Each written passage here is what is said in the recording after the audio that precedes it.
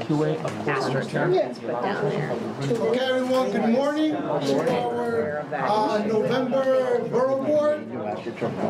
I know we also have a Borough Board vote. When the Borough President arrives, we'll do the Borough Board vote on the landmarks resolution.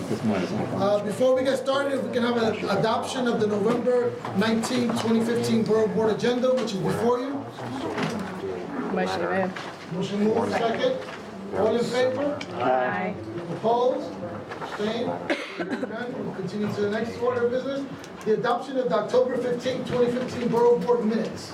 I don't see any emails going back and forth in terms of edits or corrections. I had one minor tweak that Morrison, and I worked out. Yes. All right. Thank you. No, thank you. And you made the Yes. Okay. So can we get a motion to adopt the October minutes? So moved. Second? Second. Okay. All in favor? Aye. Opposed? Abstained? Okay, great. We're going to move into our first presentation. It's on Inclusive Playground Task Force from Community Board 7. I know we have Catherine Cerro here to present, and I believe Shelley Fine will also be joining in on the presentation. We haven't noted on the agenda. But thank you, welcome, and we're very happy to hear about your efforts around playground and inclusion. Thank you so much for having me. So I'm Catherine DeLazaro, and I am the coordinator of the Inclusive Playground Task Force. And I'm Shelley Fine, former chair of the board and a member of the task force. So we're going to talk about a process where we advocated for an inclusive playground in our district. And we're going to talk about how our process of selecting a site and the concept, which is a little bit different.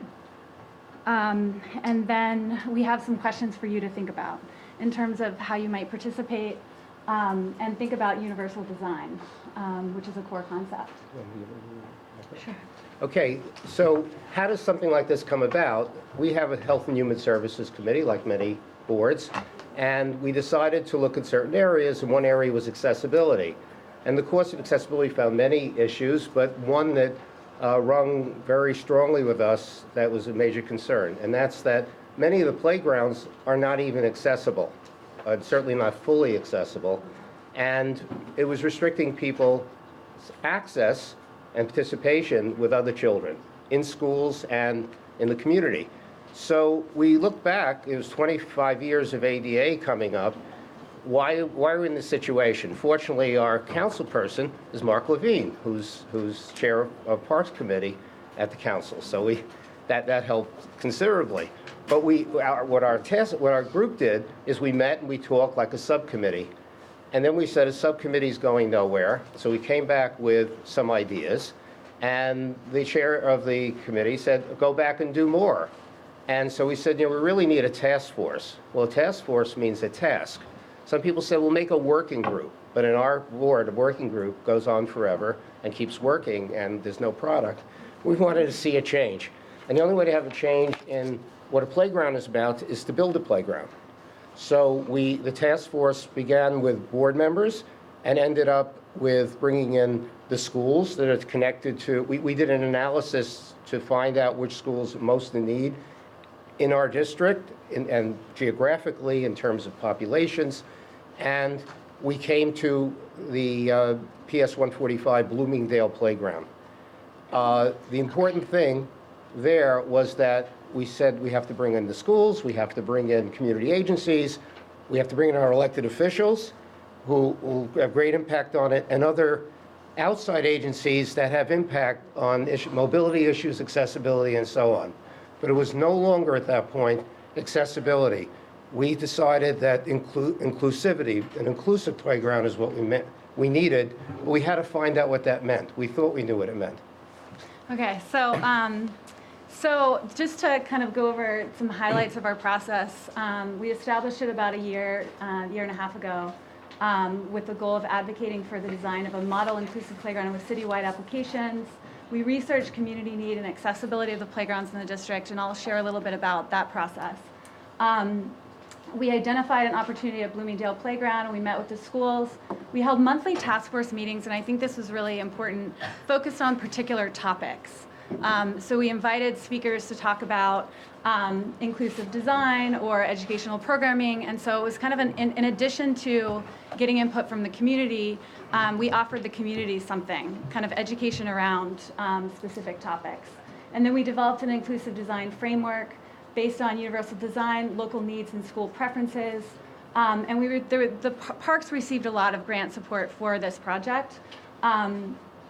A grant from the Borough President's Office, the Community Parks Initiative, the Center for Inclusive Design and Environmental Access included the site in a $4.6 million grant, and some other sources. And then we also passed a board resolution, which passed unanimously, and we have copies of that. And I think everyone has a copy. I think it was on the table. Because we were advocating for an inclusive playground, we wanted to make sure that our process was equitable and fair. So we wanted to select a site based on community need. So we looked at a bunch of different things. Two categories that we looked at are where there were we studied student demographics for elementary and middle school, and looked at where there's high concentrations of children who receive special education services, and also where there are high concentrations of students that were eligible for free or reduced price lunch, which indicates comprehensive need. And the particular site we chose is higher than average in both of those categories, especially, the schools that are connected to this site, 100% of the kids qualify for free or reduced price lunch, whereas the district average is 39%. Are those numbers in the previous slide, those are students? Yes. Or it says 299, 141, 48? That's the number of students. In your student, okay. Yeah. Where did you get the data? From the New York City Department of Education, that's where we got the student demographic data. And who mapped all this? This looks beautiful. Mel Weimar did the mapping. I kind of looked at the data sets and did that analysis, and actually got help from Aldrin in kind of doing some of the analysis. And then we also looked at where there were accessible playgrounds in the district. Parks has a rating system. A score of 1 means accessible for all children, and we'll go over what that looks like. But there's only one playground considered accessible for all children in the district, which is Matthew Saplin, which is the southern part of the district. Just an interesting point of fact, there's only a few playgrounds that are accessible for all children in Manhattan. There's none in Brooklyn, and one in each of the other boroughs. And by the way, we looked at them, we went and visited them, and not all those that were accessible for all were really accessible for all. And we'll talk about that. So we selected Bloomingdale because it serves a diverse community. There's strong school and community support. We were really impressed with the administration. It's situated within a cluster of need. It's a joint DOE and Parks playground, and that was important to us because we wanted to make sure that the public had access. There's 25,000 children in our district, and it was due for a renovation and upgrade.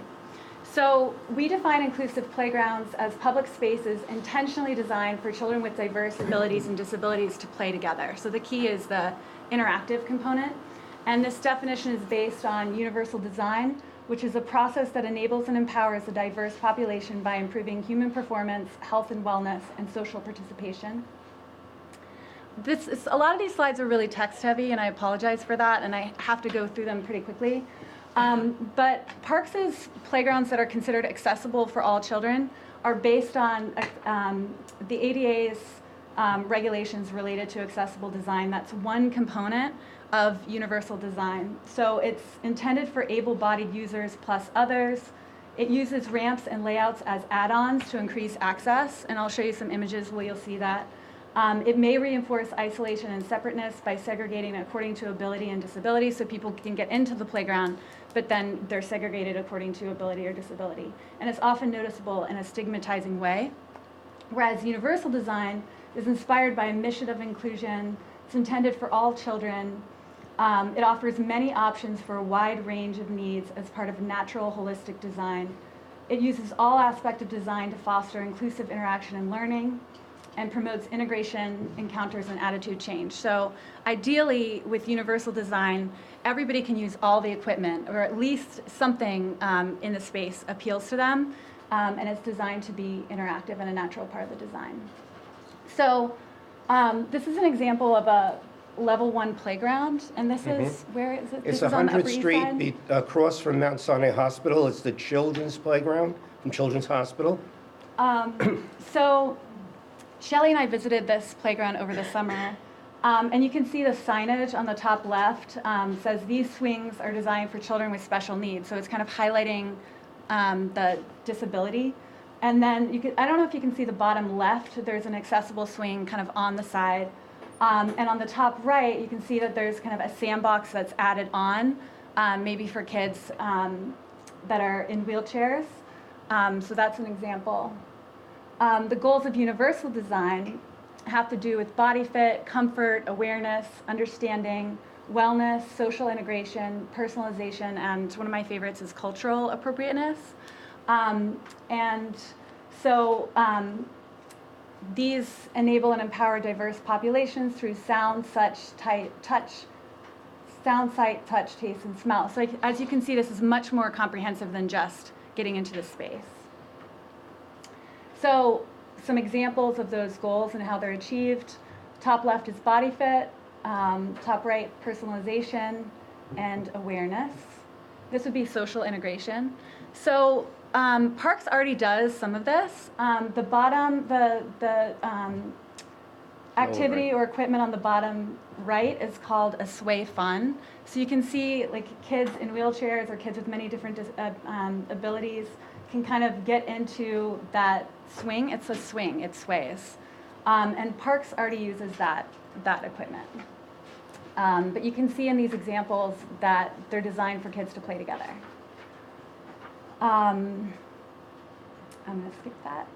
So I'm not going to go through this. It's a lot of text, but these are some of the design considerations that we came up with that are based on universal design, but they were designed in collaboration with people from the community. So it includes local preferences and local interpretation. Things like surrounding environment, the user preferences. The school, for example, has a chess club and a drama club, so they really want to have chess tables and a stage. Culturally rich aesthetics that are reflective of the neighborhood culture and history. Considerations of layout, access and safety, richness, variability, and challenge of play. Something that we're concerned with from visiting a lot of the accessible playgrounds is that it's not really challenging for anyone. What would make, so for example, to make it a little bit more challenging or interesting, and this is an idea from Victor Calisi, is to have kind of one ramp that meets regulatory requirements and then another that's much steeper to make it a little bit harder. So diversity. So we don't want to exclude people who are more able-bodied. We're not creating a disabilities accessibility playground. It's a playground for all. So we want it to be exciting and fun for everyone. And essential to the process of creating a playground like this, which is different than what Parks has typically done, is for there to be a process with universal design consulting. So a specialist in universal design would provide feedback through the process. Inclusive educational programming is also a really important piece. And that's important. People who are familiar with inclusive playgrounds will say building the space is the first step. And then you want to create programming that supports the pedagogical purpose and the community building purpose. And so that would build awareness of the playground's purpose and support a culture of inclusion and engage children in a really intentional way around And we learned inclusion. some of this international, people from other countries came and spoke to us even. Yeah, we met with a lot of people from locally and internationally. So the dream is to develop a truly inclusive playground with educational programming that reflects the local community's needs and desires. To continue our collective efforts to build strong, trusting relationships among all stakeholders in the community. So something that's been really inspiring about this process is that the community board has been able to interact with the schools and different people from the community that we otherwise may not have exposure to around this really beautiful concept and positive concept. And that's really I think the most important piece is that this is an opportunity for greater interaction, and we want to continue that. We consider this a first step in that. And to learn from the process and develop best practices, principles, or standards with citywide applications. And that's really important because the accessible model is pretty dated and antiquated, and so this would be moving the city in the right direction. So some next steps of how we hope to get there. We're going to continue to work in collaborations with the schools, local organizations, community members, and the Department of Parks and Recreations and the Community Parks Initiative. We're going to encourage the Department of Parks and Recreation to collaborate with the Idea Center. So the Idea Center is the Center for Inclusive Design and Environmental Access. As I said before, they included us in a really big grant that covered their giving customized support to parks, reviewing their design plans, and doing a post-evaluation of the site, looking for universal design features. And we're hoping that they'll include universal design language in the RFPs for the project, which is a really important piece. And Bloomingdale, the Idea Center also wrote a proposal to do research looking at issues related to accessibility and inclusivity in the district. And that's an important piece. So we're hoping that we find a means of funding that, if it's through parks or some other source. And another idea that we had recently is to integrate universal design framework and process into the CPI site selection process, which seems appropriate because universal design is a diversity framework. It's a framework around inclusivity, and the Community Parks Initiative is kind of intended to serve communities. What's the definition of that? Low-income communities whose parks have not been invested in for Right. 20 years. So that's the purpose has to do with equity, and that's what universal design is intended for. So I don't know if anyone has questions. We came up with some questions for you. And I also want to say that just from the perspective of, I actually just joined the board. I was on the board for a couple months before I started coordinating the task force. And we try to encourage leadership, okay, among new people. Just because they're new on the board doesn't mean they can't do, with the support of people who've been around. I just want to say that something that I think was really important for this process is that we tried very hard to make sure that our process as a task force exemplified and demonstrated the inclusive principles that we espouse. So I was very conscious of the choices that I was making as the leader of this group to make sure that everyone on the task force felt included, and we were very conscious of how we were interacting with the community. It was also a really messy and difficult process, but this looks a lot cleaner than it actually was. So some questions for you. Would universal design benefit playgrounds in your district? Could you imagine using universal design as a diversity framework to reconceptualize public spaces in your district or inform your work on the community board? It's a really useful framework, I think, to look at many things other than just space. Is there a way that you might support the inclusive redesign of Bloomingdale by, and I don't know if this is appropriate, I don't know, I'm new to this, but maybe perhaps so the community board passed a resolution unanimously in support of this project. We would welcome your boards writing a resolution in support, or maybe having a general borough board resolution if you think If that I can would be just say the helpful. reason for that, and it doesn't have to be done today, I know it's a very busy day, because we feel that this is a model that should be replicated and should grow, and not just the specific model, but the idea of universal design, design for all. And if we think about that in our public activities and public design, that the city will be a better place for all Definitely. people. So I don't know if you might be interested in receiving regular updates from the task force about how it's going. And we would appreciate any help you have or any suggestions that you might have in thinking of ways to extend this work beyond Bloomingdale by figuring out how to fund research, sharing the process and results, or integrating the universal design framework and process into the CPI site selection process. And if you're interested, if you want a presentation to your community board at some point.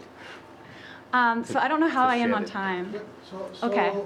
I think this is a first where the presenter prompts questions already outlined for us, so thank you for making our job a little easier in terms of questions. And I know there are questions and comments. I want to recognize that we're very happy to have Mark Levine here, Councilmember Mark Levine, who represents parts of Community Board 7, and is also chair of the Parks Committee at the City Council, which is great because his presentation is right in line with all the work you've been doing in the City Council. Let me just jump in and say that this is an amazing group that, with no support from elected officials, has come together to build momentum around this project, and I'm very, very happy to be working with them at this point. Can't overstate how far behind the Parks Department is on issues. Only about 20% of comfort stations are wheelchair accessible, and we mostly have Robert Moses to thank for that. But for most of the history of the Parks Department, they were building without any regard for accessibility. So they're mostly really in triage and are just trying to deal with the most glaring inaccessibility. We're now going to be able to track this because we passed a bill in the council that's going to require them to report every year on the progress they're making on that. But on playgrounds, probably 1% of the 1,000 or so playgrounds in the city meet what I think we would consider the highest standards of universal accessibility. And many of them, hundreds, are relics of another era where it was almost impossible for someone with mobility challenges to participate in any of the activities because it involved a lot of climbing and other things that a lot of kids couldn't do. I have to say, though, that I feel like the Parks Department believes in this project and that it really does have the potential to become a model for other playgrounds. I think that Parks is actually quite excited about this, and they invested, it's about $6 million, which for a playground of this size is a good sum, and reflects, I think, their interest in spending a little bit more to do this right. So I think there's probably a potential to do this in every community board in the city ultimately, if we can do it right here. But I'm really, my hat is off to you and your colleagues on this task force who have pushed this so far through your passion and your hard work. Thank you. Thank you for your help. Question. Questions or comments? I'm sorry, comments, but I'm reading this, just kind of glancing over, and this is really good, and I really admire this because it is a concern, not only in playgrounds, a lot of other institutions also. But one of the things I would like to see here, that in us basically signing up on the resolution, supporting this, that you can have something here that, you know, there be resolved that this resolution is something to the community board, so we can take this, not only supporting you, we can take this and use this as what we need to move on to. So it should be a two-part if we're gonna be a Okay. part of it. You know, that's my feeling. We can do it. That we have another law resolved about the borough boards supporting this, and that this resolution is carried, can be used for the purpose of us using the situation. Okay. You understand what I'm saying? Yeah, I do. Okay, thank you. Morris, can I borrow that pen? When is this happening? So the timeline is a little bit speedier for the Community Parks Initiative grant process. So I think that for the first public meeting, I think they'll choose, the first public meeting is in April. That's a scoping meeting. And then is it, I think it's built within 3 years. It's, yeah, so that's, I think that's, yeah, That's we're all. lucky. That's all. That's optimistic. But with the legislation that Mark mentioned that came through, we'll be able to track it online. That's true. How many acres is the playground? Oh, I'm sorry. Christine Nancy. Yeah, I think it would be great if you could come to community boards to present One question I have when I see there is a lot of words, as you said, Yeah. and a lot of aspiration, it would be really great to have some very practical example of, you know, if you build it this way, or if you build it under this design, what's the difference on the feature, on the play, on the whatever. I think a lot of visual example would be really, really helpful for people to... And specific examples of what it looks like, how it's different.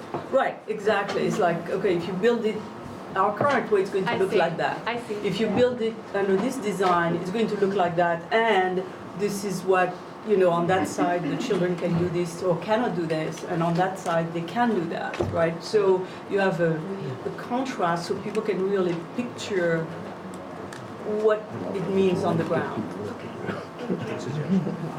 Catherine? Oh, I'm sorry. I just want to find, how many acres is the playground? I don't know. I can't give you Square feet? It's a large playground. It goes from 104th to 105th Street. It's more than half the way from 104th to... That is information we should know. It's about 100. But I can't. So it's 200 by 400, So it's like a half a block, half right? a city block? 200 by 400. But there's one part that's blocked out, so it's in that area. In that area. We'll look it Wonderful. up. Less Yeah, I'll than an definitely acre. But I get that can't give you... Good question. Is the 6 million by the parks the only funding source, or what other sources of funding are you looking So at? there's 6 million. That includes Borough President's contribution as well. It does? Yeah. Okay, and then other officials have offered to commit funds. And then we're also, the consulting piece is covered by the Idea Centers grant. And what's interesting about that grant is they came to us, and the idea that they could be involved with a New York-based project helped their federal grant. So they want to share with us. And is there like a final dollar amount that has been developed as now, or is it just? I mean, at this stage, you know, we're trying to negotiate integrating the concept into the design and finding kind of concrete ways to do that. So it's not just parks may equate universal design with accessible design, and so the idea of kind of doing something different and adding like another layer. So if there's a universal design consultant, that would add another layer of labor for the Parks Department. And so we're just kind of, at this stage, we're just trying to figure out how to integrate that into the process. But we assume the money that was allocated, since it came from parks, that they were able to calibrate what should cost what based on their experience. Good morning, everyone. I think it's a wonderful presentation, a wonderful idea, given, in my opinion, that most of the city of New York is inaccessible. We have many children and adults with disabilities who like to go to the parks and playgrounds, especially with their family. I think this is a great initiative. I'd like to extend my card to you so you can connect with our Parks and Culture Affairs Committee to begin the presentation as soon as possible. I think when it comes to the funding of all of that, it's my understanding that a lot of the funding comes from our council members. And if we can get any additional funding, I think the one piece is safety. Right. Who enters the parks. Right now, Right. anybody comes in and out of the parks, and you know, we got a lot of, I call them hunters, so we got to be careful with our children.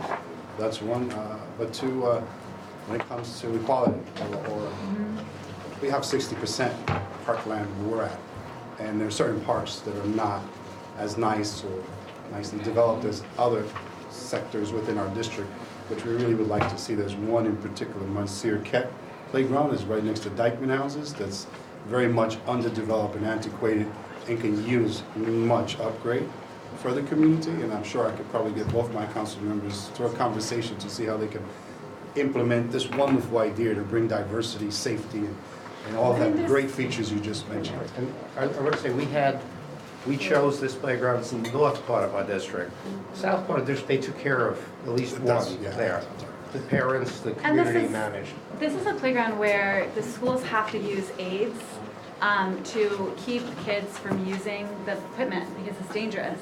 So they're using their resources to protect kids from dangerous equipment, and that's not, it's not healthy for children to be afraid of the space that's meant for them. Wonderful. And so what's really amazing about universal design is that I mean, it feels really different to kind of advocate for something really positive than to kind of fight against something. And so this provides kind of a framework to advocate for right design of space. Thank you so much.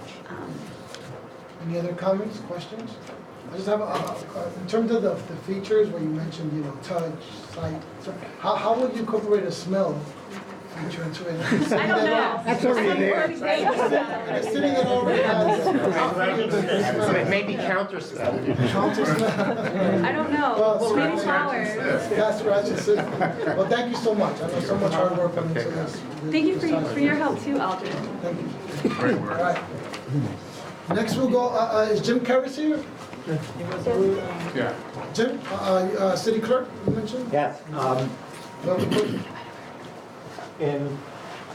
When was it, like 2012 or 2013? That the city council passed a revamp of the city's lobbying laws.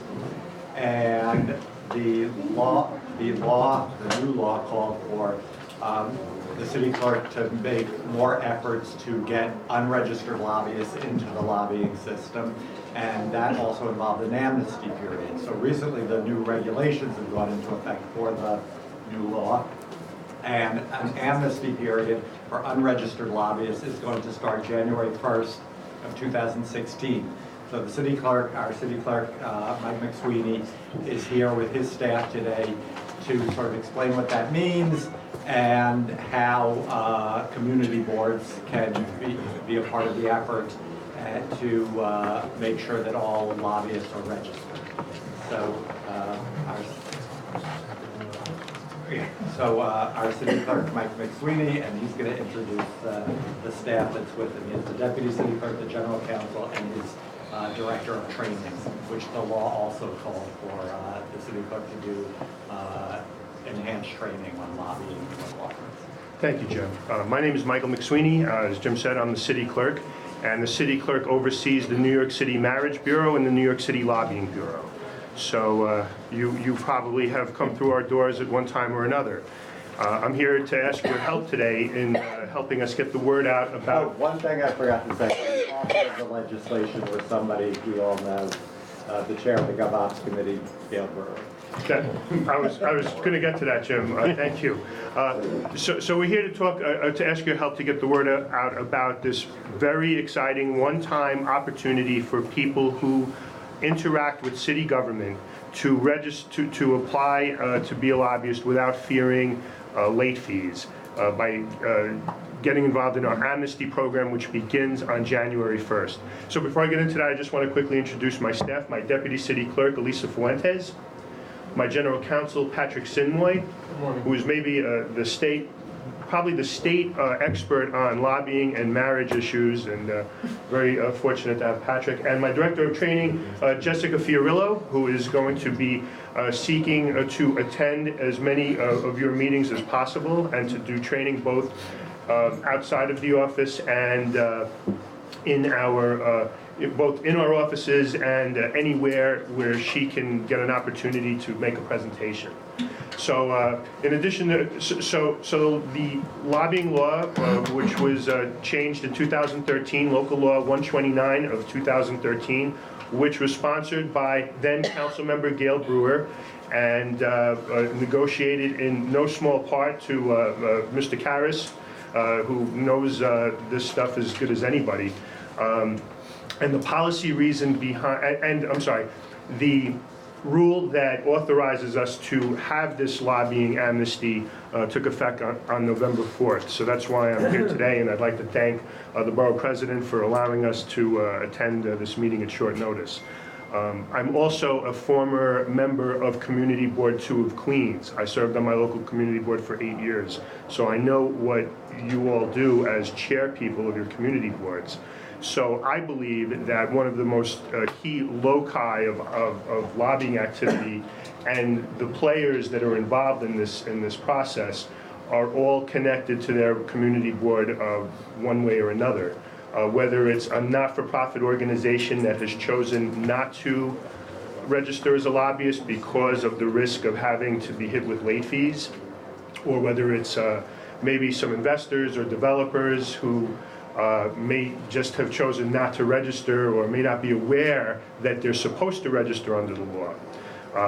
We believe that the community boards are going to be a key part of our outreach, and we're going to go to all 5 borough board meetings in the city and try to make as many community boards as possible. So what I'd like to do is I'd like to ask each of you to go back to your boards and bring this information back to your district managers, to your committee chair people, and ask them to get the word out that lobbying amnesty will begin on January 1st. It will take place for 6 months. It is free of charge. Anybody who thinks that their activity, that their interaction with city government officials may be covered by the lobbying law, they will have an opportunity to to do this. We are passing out pamphlets to each one of you to bring back to your community boards, and we're asking you if you could please have this announced at your next meeting. Hopefully it's not too late for you to get this on, to make this a part of your December meeting.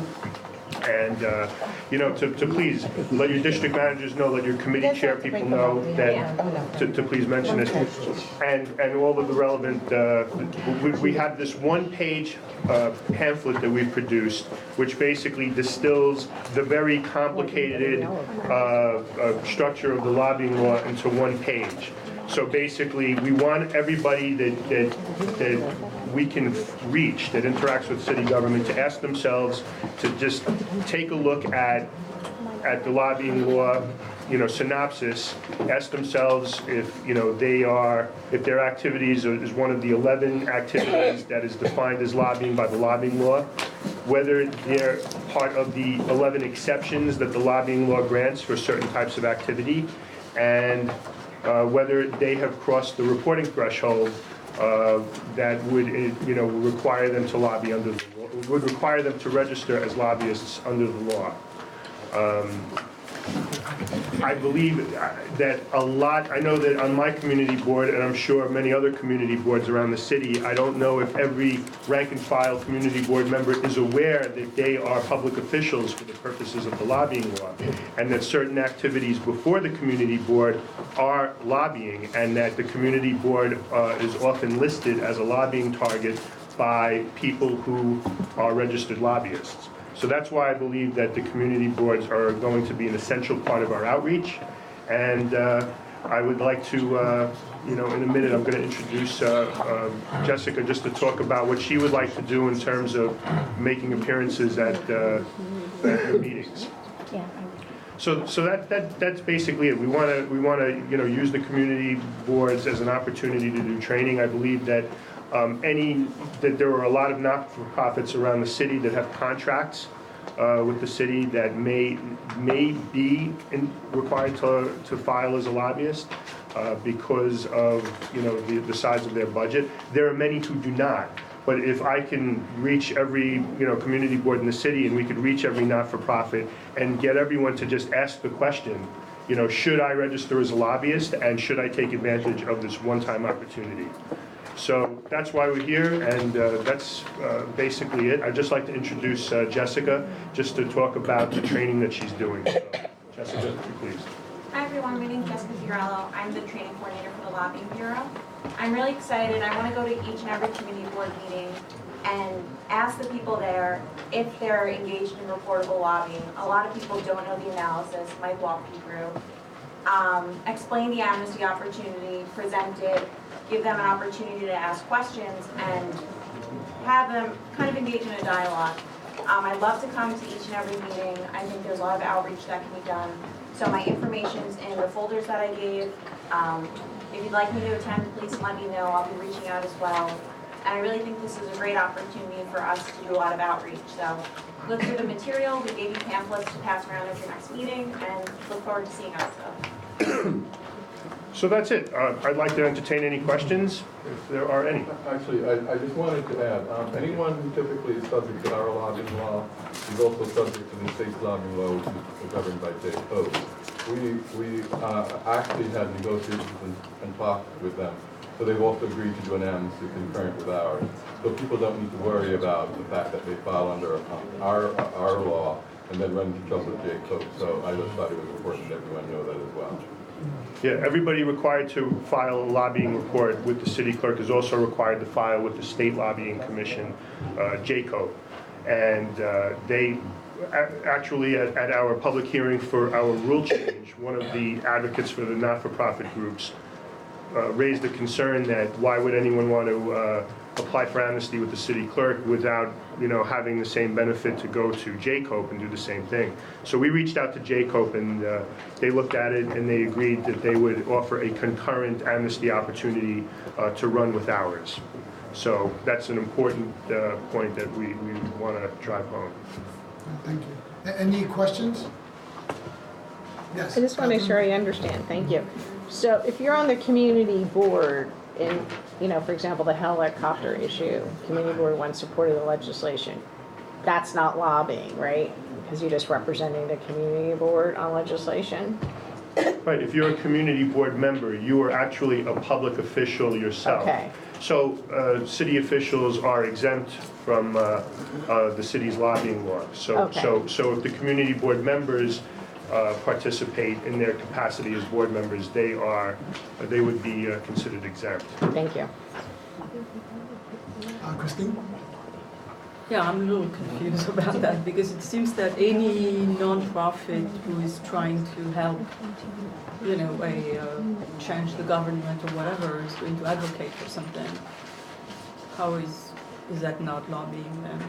Well, the lobbying law is very confusing, and that's one of the things that we're hoping to do during our outreach is to kind of raise awareness as to what the lobbying law requires. But when I'm reading this, it's like everybody I know is doing all those things. Okay.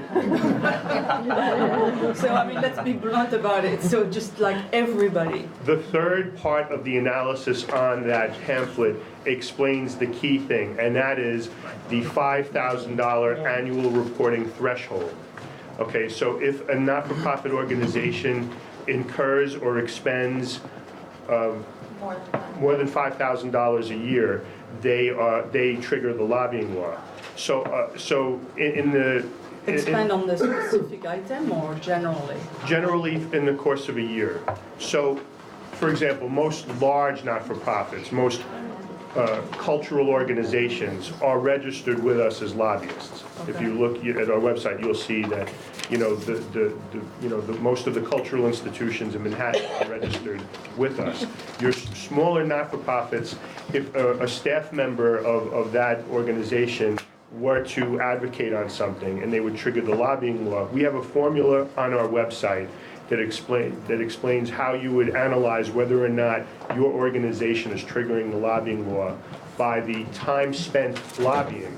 So they could be triggering the lobbying law in a 2-minute conversation, a 5-minute presentation, something that doesn't take a lot of time. You would compare that to the amount of money they earn in salary to see whether or not they reach that $5,000 a year threshold.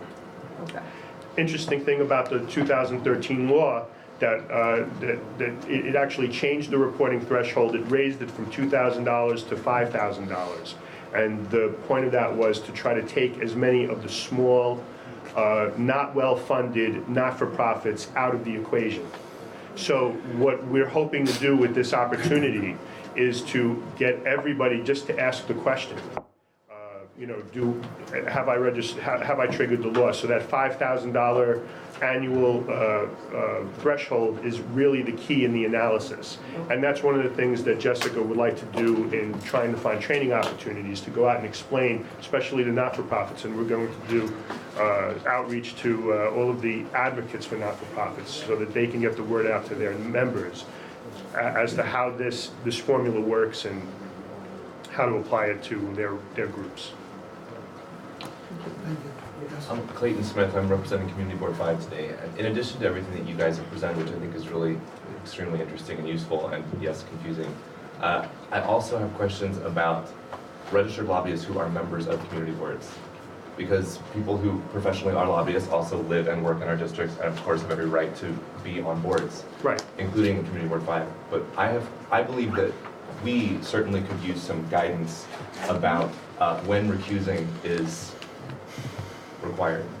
It's obvious in certain cases if there's a specific application where somebody has business, that's a no-brainer. But more largely, we could use some guidance about how a person who is a lobbyist can recuse him or herself when it's appropriate.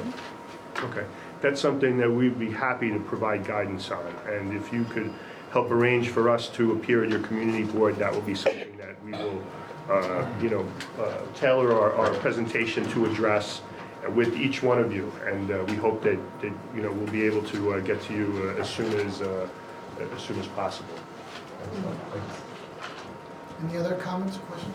We also have a community board training series where issues are common to all community boards. We can help schedule that kind of training as well. Yeah. Do it across the board. Okay. All right.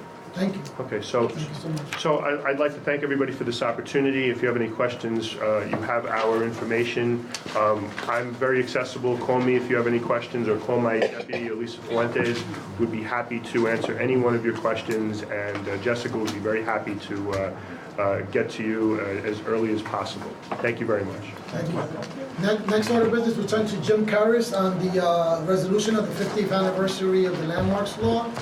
Similar resolutions have made their way to each of your community boards, and now we're happy to bring this before the Borough Board. Jim?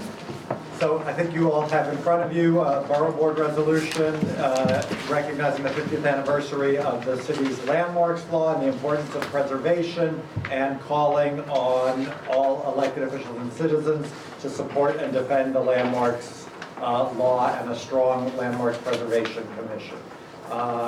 So I think if anyone has any questions or comments, otherwise we can move to a vote. Jim, I'd like to make a correction. Community Board 11 did vote in favor of this in October. Also, 9 and 10 did as well. So it's all 12 community boards. Okay. Right. Good, great. Right. Thank you. Okay, so to we will amend just it, change that to reflect that. All Manhattan community boards have Right. voted in favor. Yes, thank Okay. you.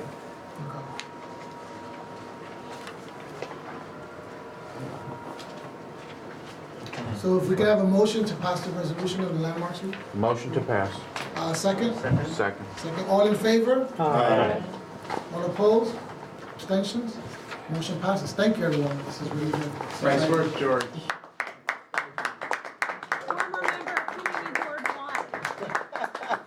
George, member of Community Board 1, also presented at the Borough Board here and got this board open, so thank you so much. Thank you all very much. I was very impressed by each of your boards as I made the rounds over the last 8 months. They're great groups. So next we go on to the report of the Borough President, and as part of the report of the Borough President, we have the land use team here who wants to just briefly engage in a little conversation about MIH and CQA. So I think as all of you know, November 30th is the deadline for community board comments, actions, Borough Board comments or actions, as well as the Borough President's comments on the 2 citywide text amendments, zoning for quality and affordability, and mandatory inclusionary housing. The Borough President held a public hearing on Monday night at which hundreds of people turned out to speak. And at this point, I can give you sort of where the community boards are at. Community Board 10, I think, did not take an official position either way. Community Board 4 has supported mandatory inclusionary housing with conditions and opposed ZQA with conditions. Community Board 5 has opposed both with conditions. Community Board 6 has opposed both without conditions last night. And Community Board 8 last night decided to submit a comment letter, which is, correct me if I'm wrong, generally supportive of the goals, but with conditions. That's correct. And the remainder of our boards are going to be voting next week. So I think one of the questions we'd like to put out there for discussion, since so far it seems that more of the boards have been opposed with conditions, sort of how strong, how deep is that opposition?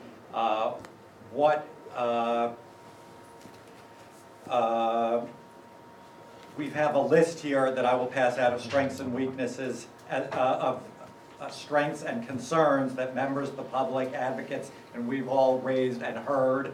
And I think we should discuss how deep that opposition is, whether or not significant steps on the part of city planning to address those concerns can get us to a place where either we can be supportive as a borough board or it would influence the borough president's office's comments to be supportive. And, we should just, spend a few minutes talking about that. I just want to also thank everybody, because there's a lot of work that has been involved, and there have been huge numbers of people participating.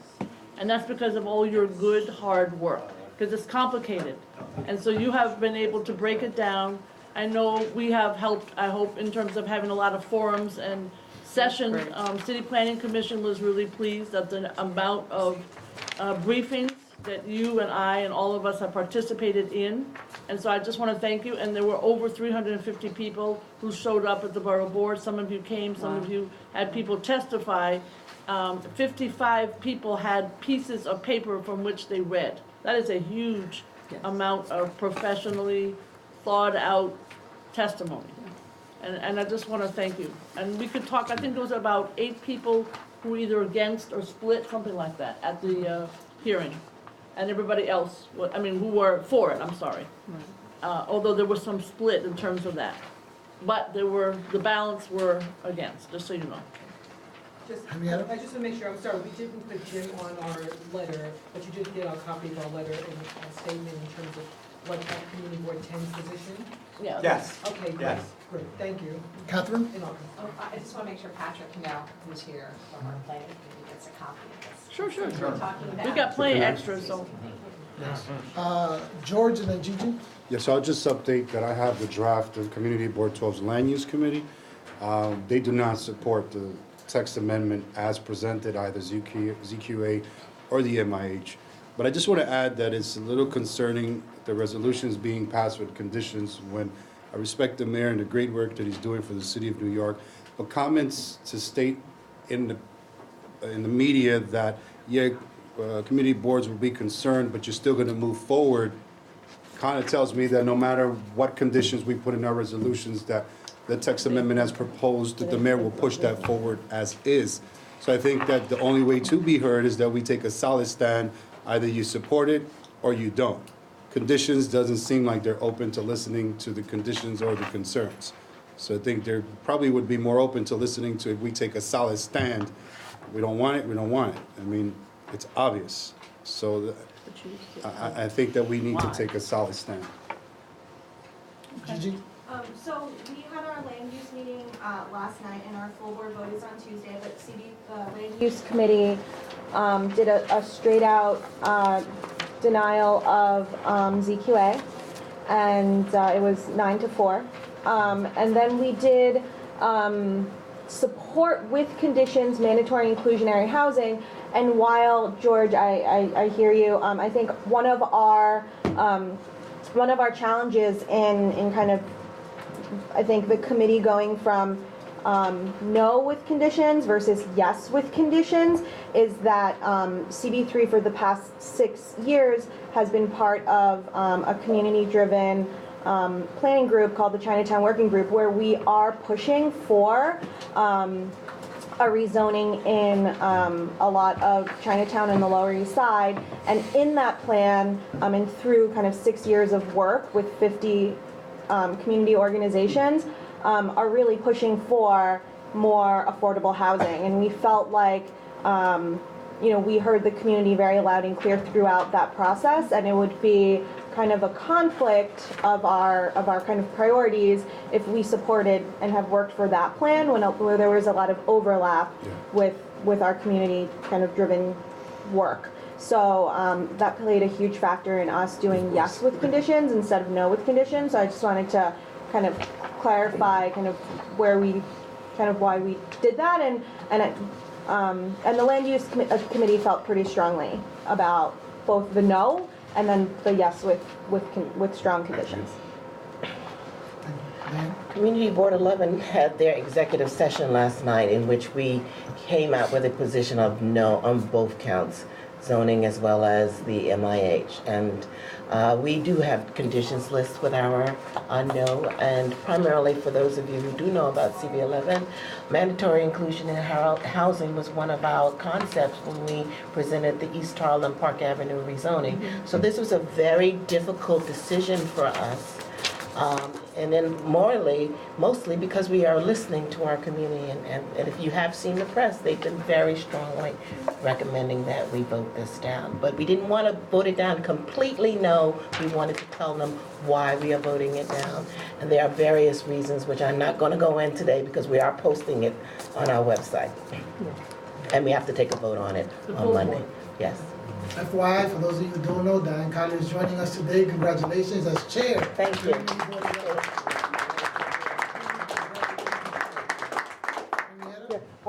To Gigi's point, this is a model that doesn't fit all. It's not a model that fits you all. And to George's point, we have been experienced the fact that when we vote yes with conditions, it's just gone.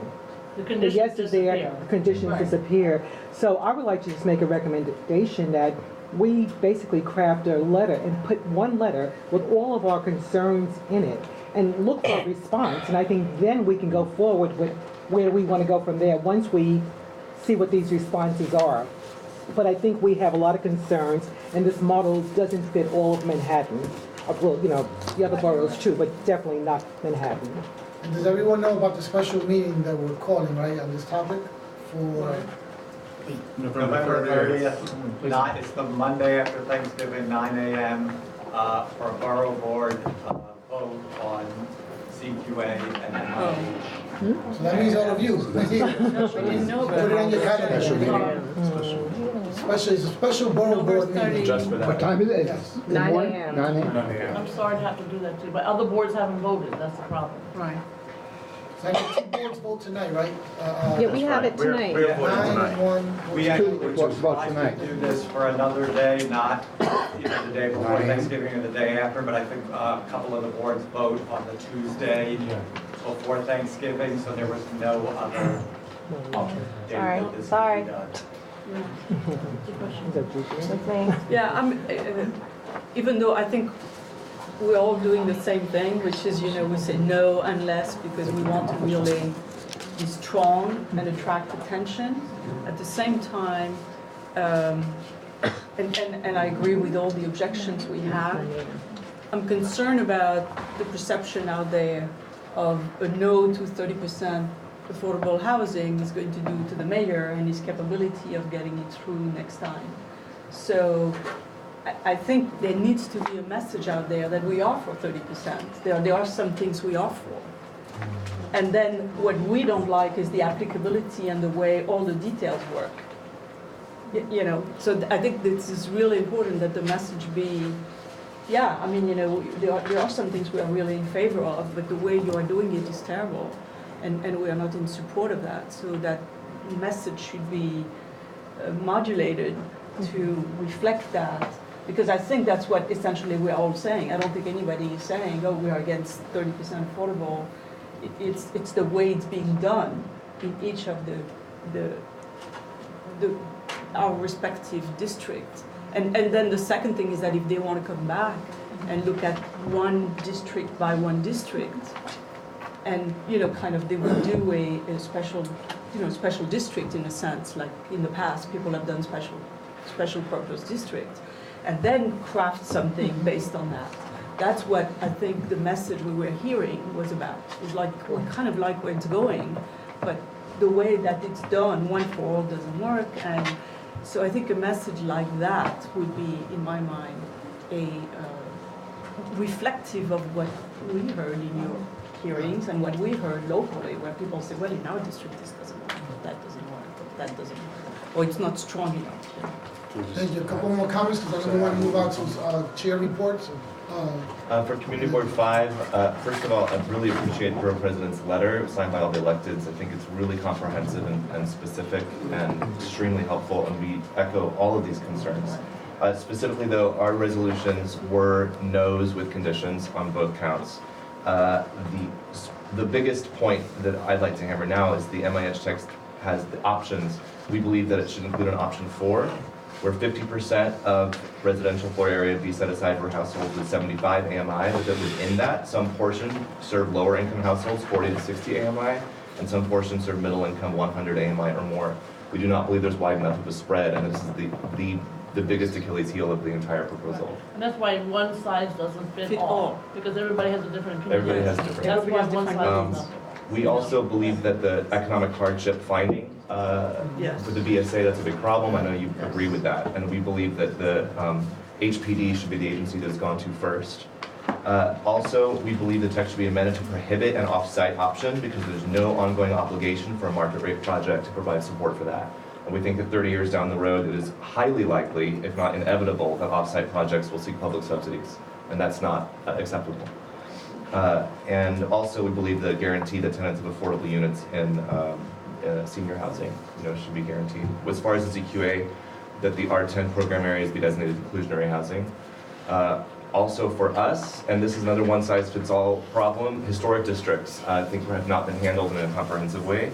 And for us, the Ladies Mile Historic District, we believe the height cap should be as they stand. As it is with the proposed amendment, it would bring the maximum as of right height in Ladies Mile from 185 feet to 225, which is unacceptable. So we think they should remain capped as they are in Ladies Mile Historic District. And there's a lot more, it's pages long, but those are the biggies. Thank you, that's very good. Kathy? Great. We spent 2 hours on this particular issue at the planning committee, and it was a robust discussion. Under the ZQA, I just want to make sure that concerns with proposal that have been raised is we've had so much large development downtown, but the infrastructure supporting that large development has not been in place. So that's critical in terms of schools and public transportation and open space. For my comments, recognize my chair, Richard Lewis, who's been actively and aggressively working hard to get the word out and help our members understand the technicality of all this language that's in there. One of the greatest concerns as well that comes out within our community is the preservation of our existing affordable units. There's no language to indicate how are we going to protect our existing affordable units. Secondly, preferential rent, which is big in my district, because landlords can't get those apartments to their market value. If something like this goes through, it's going to be a boom, where landlords will now say to tenants who have preferential rent leases, hey, that's no longer the game, now you got to pay market rate. That's a big concern, and I think we really need to look at these things. While it sounds good to open up for affordability, the AMI, and I got to echo, and thank you so much for attending our meeting locally around our rezoning issues. But when you think about the AMI, it's very disturbing. Every community district is different in character, nature, tax brackets. So that should be looked at, and I echo what you're saying about the different AMIs. Should make sense.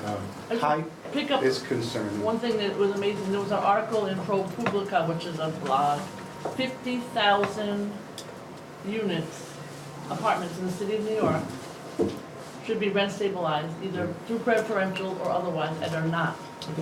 I just throw that out as an opportunity for affordable housing. Toby? So, it feels to me that a resolution that takes a position, yes or no, to either one of these is really not possible from the Borough Board because we have so much nuanced differences of opinion. So how do I come here and vote something that's different from what our board says? But I think what's important is that we find as much unity as we can in terms of what's positive about the initiative, but more so where the initiative seems to be running into trouble, which is, to me, what's universal. And I attended the Borough President's hearing, which I just thought was extraordinary, the testimony we heard and how much people know about this at the local level and how strongly they feel, not just emotionally, but based on true knowledge and fact. But I think that what you felt from everybody is that people see in this a loss of community participation and control on land use issues. And I know that that's what we feel in Community Board too, that whatever good is in here, we're being, there's a broad brush here that is shutting us out of future things. And so I think that that's something that can be expressed strongly from the borough point of view, that nothing here should have the result of reducing community impact and community participation. Thank you. I just have one more thing to say. You know, I attended a meeting yesterday, the police commissioner was up in Harlem, and he actually said for Harlem there was a 44% increase in rents. We have outpaced every other community. This is coming from the police commissioner. So that's where this balance, it's not a balance. You know, 44% increase in rents in Harlem is what he said. We've outpaced everyone else in New York, in five boroughs. Thank you. Okay, so the next steps, Jim Carroll? Yeah, first I wanted to recognize, we have the Deputy Commissioner of Neighborhood Strategies from HPB, Daniel Hernandez here. We have staff from City Planning here listening, and Raju Man, City Council Land Use Director, is here as well. So, and I think in the next week, and even going forward, you know, your principal concerns, which, you know, we can read in your resolution, but if you're coalescing around certain really key concerns, you know, let us know. We'll look at the overlap between boards, and we'll take that into consideration both for the borough board, both for our recommendations, and in working with city planning and city council, you know, until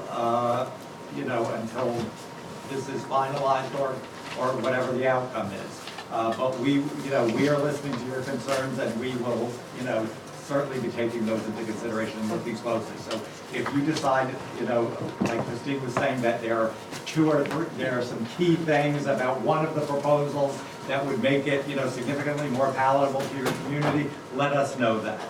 And I'd just like to add that we've learned that the CPC Commission hearing on these proposed tax amendments will be December 16th.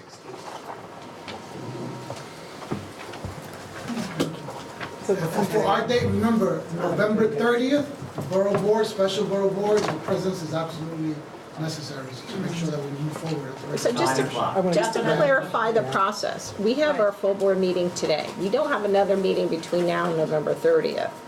So when are we going to get what we're supposed to be voting on at the borough board?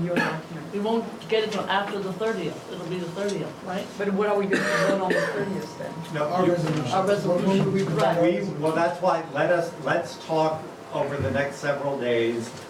You know, it may be that as Toby said, that it's more a general statement with a list of concerns. It may be that we can get to some place on one or the other where it's a little more concrete than that. We don't know at this point, because we know, you know, we're looking to the communities, you know, to see what people are saying and to see what the sort of shared concerns are. And I know to some extent you're looking to us, so I think we just have to be in really close communication over the next several days.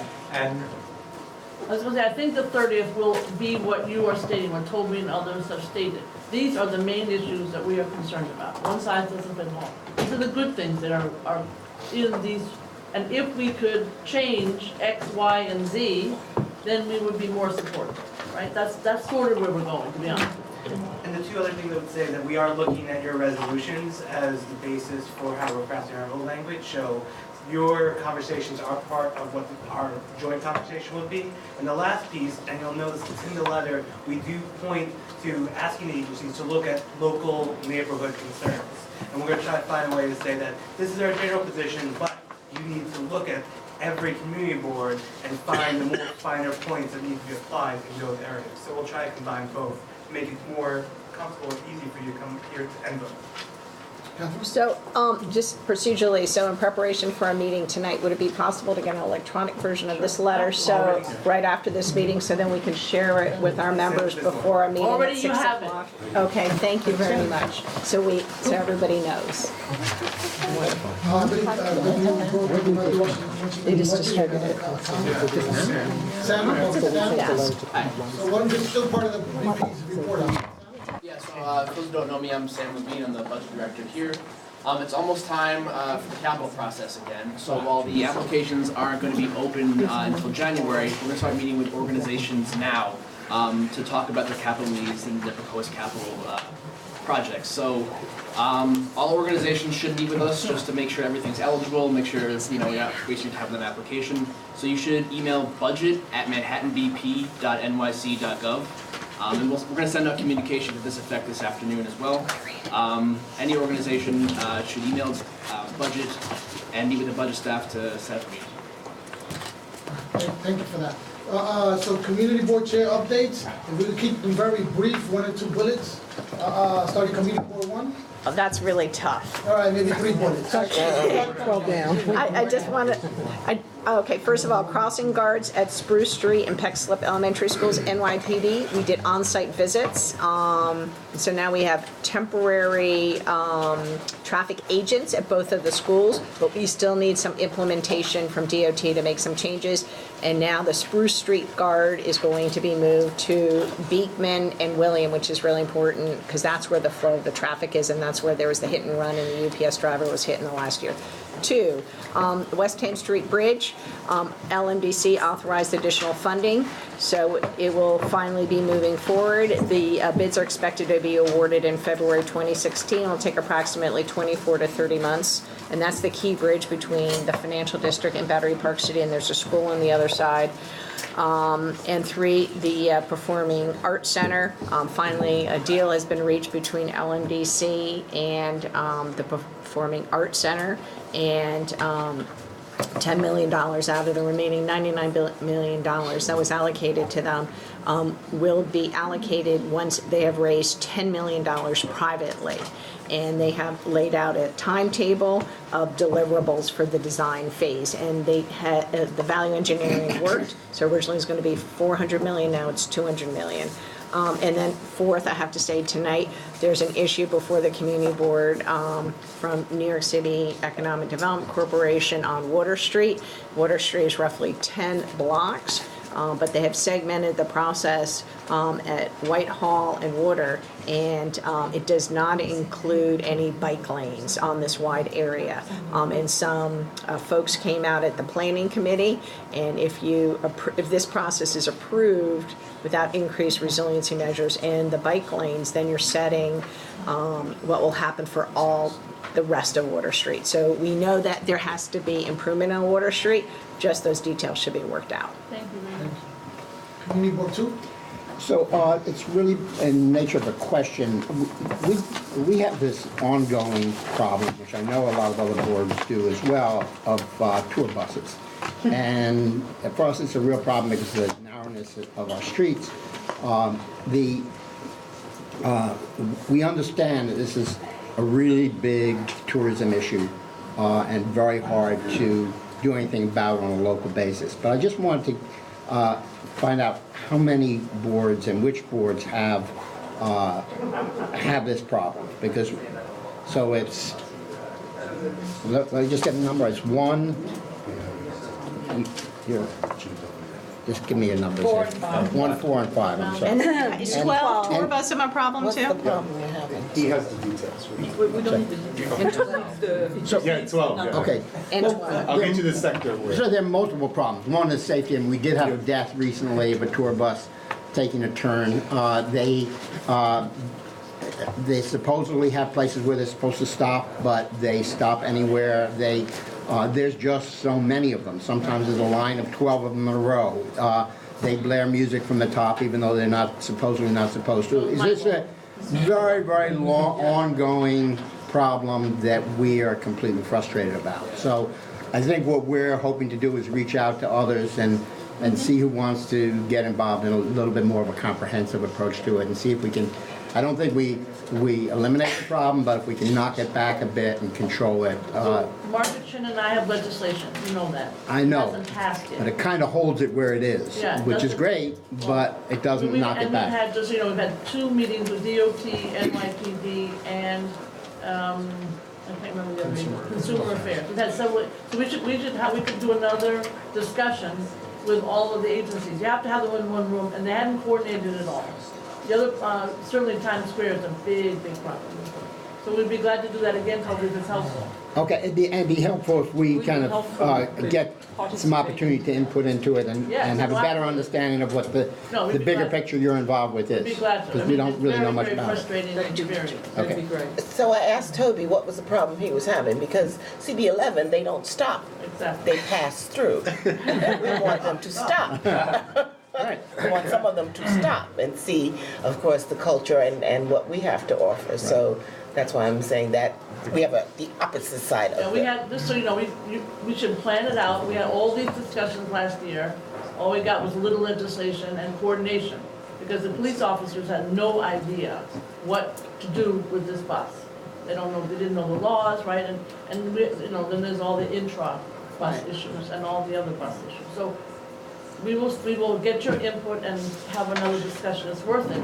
Very frustrating.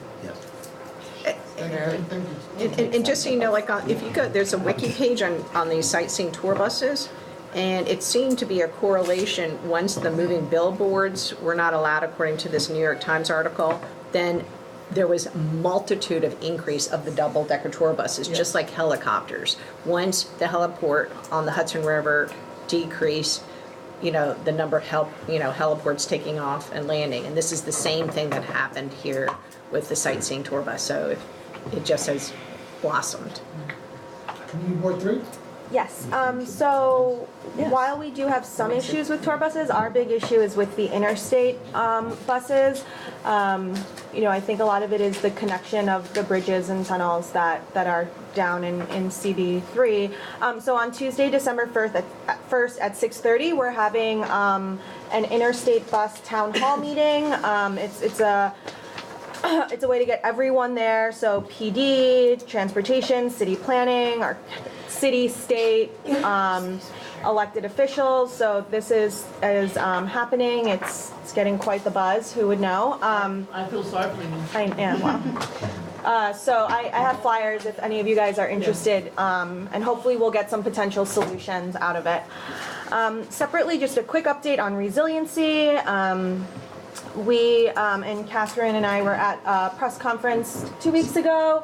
We got a couple $1 million from the state resiliency efforts to use community gardens to look at potential resiliency measures and capacities. So, you know, that's very exciting, as the Lower East Side East Village has the most community gardens of any community, I think, in the country. And then also with our larger $345 million CB3, CB6 East Side Coastal Resiliency Project, we've now moved to the stage of moving towards like one actual concept. So we're, I think by January, February, after one last round of engagement, we will have one concept. Right now we're kind of have one concept, but 3 options within that one concept. So we're getting closer to a solid idea. And then we are very excited that City Santa has chosen 2 of the shelters in CB3 to do toiletries and winter accessories gifting, and they've committed to giving gift boxes for every single family individual in 2 of our shelters. And then CB3 is also doing a drive to assist in that. So we've been working with them and are really excited about that. And then lastly, we are still struggling with the new district needs kind of process, procedure, unclear timeline. So if any of your boards, district managers, or fellow chairs are struggling with that, please reach out, because I feel like there can still be improvement made in this process. I know it's year 1, but we're not quite ready to give into the system that has been redesigned right now. No, don't get everyone started. We're going to proceed. Are you going to have a meeting of everybody? Okay. Just a quick question on that. How many boards have requested extensions or haven't submitted them yet? Extensions. Extensions? Are we, extensions and I think we're done. Not submitted. Okay. District needs in the new system. Gigi, Yeah, We I'm submitted. done. all right. Yeah. Community Board 4? Yes, thank you. First, thank you so much to the Borough President and Andrew for help with Landmark. at the Highline Hotel, where we have obtained that the landmark doesn't give an exception every year to the landmarking, so they will next time there is a, for a summer tent installation. So we are very excited about that because that's going to help us remove a bar from Chelsea landmark. We have had 2 meetings very successful with the SLA, and recently some denials of backyards and denials of some applications. So we feel fairly positive about the process and the new chair. We also have a success with Port Authority, which is, as you know, trying to relocate or rebuild their bus terminal, and that's going to have a major impact on our neighborhood. So on one hand, we are happy because they have agreed to give a lot of voice in their resolution to the community. On the other hand, they are proposing to raise 2 blocks of our neighborhood in order to put the new Port Authority, and we are really, really upset about that because these are 2 blocks of a major retail corridor, 9th Avenue. So we're going to need all the help. We'll help you. On that. We're with you. And we got also kicked off a 20th Street Park, which has been in the works for 2 years now, and now we have a budget, and we're starting the project of developing a mid-block park in 20th Street between 6 and 7 in a place which really doesn't have any parks. And finally, we heard last night a presentation about a bike lane on 6th Avenue, and you know that we are probably one of the boards which is the most enthusiastic about bike lanes. But we really gave them a very hard time about the fact that even though it's a Vision Zero corridor, there were very, very few enhancements applicable to pedestrian safety. So they had only 2 split phase instead of 20, and they didn't have any pedestrian refuge. So now those projects, which should be really major Vision Zero, are really not. And we told them to go back and to the drawing board. That's it. Thank you.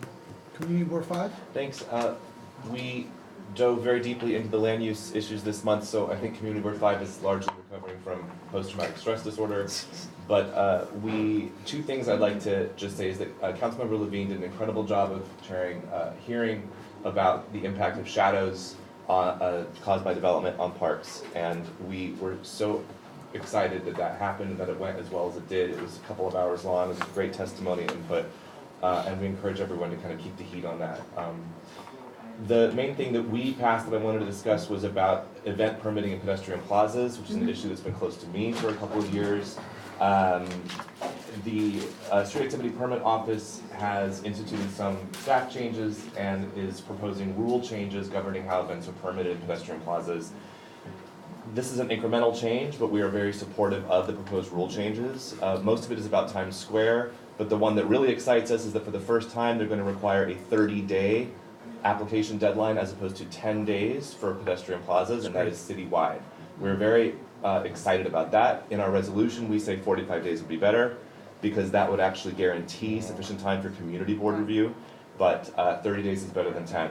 However, we also took the opportunity to reiterate what we've been advocating for 6 years, which is that the pedestrian plaza network should have been designated as public place or some other land use designation that gives the city discretion to consider public use in its evaluation of event permits applications. Right now, there is none. SAPO, it's first come, first serve, and that's why we have kind of a glut of Samsung product launches and what have you, 180 days of the year in our pedestrian plaza network. So we believe that all the heat right now on Times Square has opened up a window of opportunity for addressing public space issues, which is great, but that any solutions that we come to must not be about Times Square alone. There should be legislation introduced by the City Council finally changing the land use designation of the entire pedestrian plaza network to solve these problems once and for all. I want to thank Tim Tompkins because he, as the chair of the Times Square Alliance, has done a phenomenal job.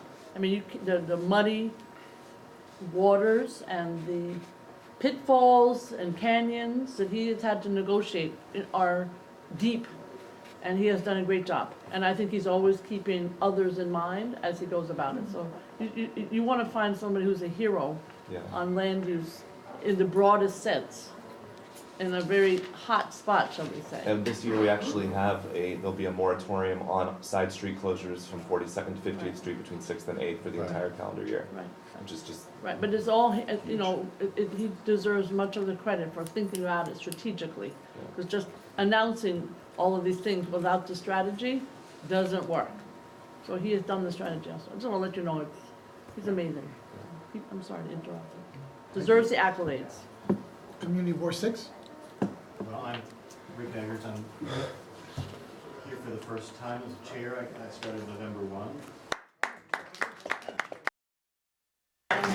Say thank God. My first meeting was full board meeting was last night, where we dealt with the MIHCQA. I consider this trial by fire. We did come out with a resolution that does not support the text amendments, but then listed a variety of things that we were concerned about.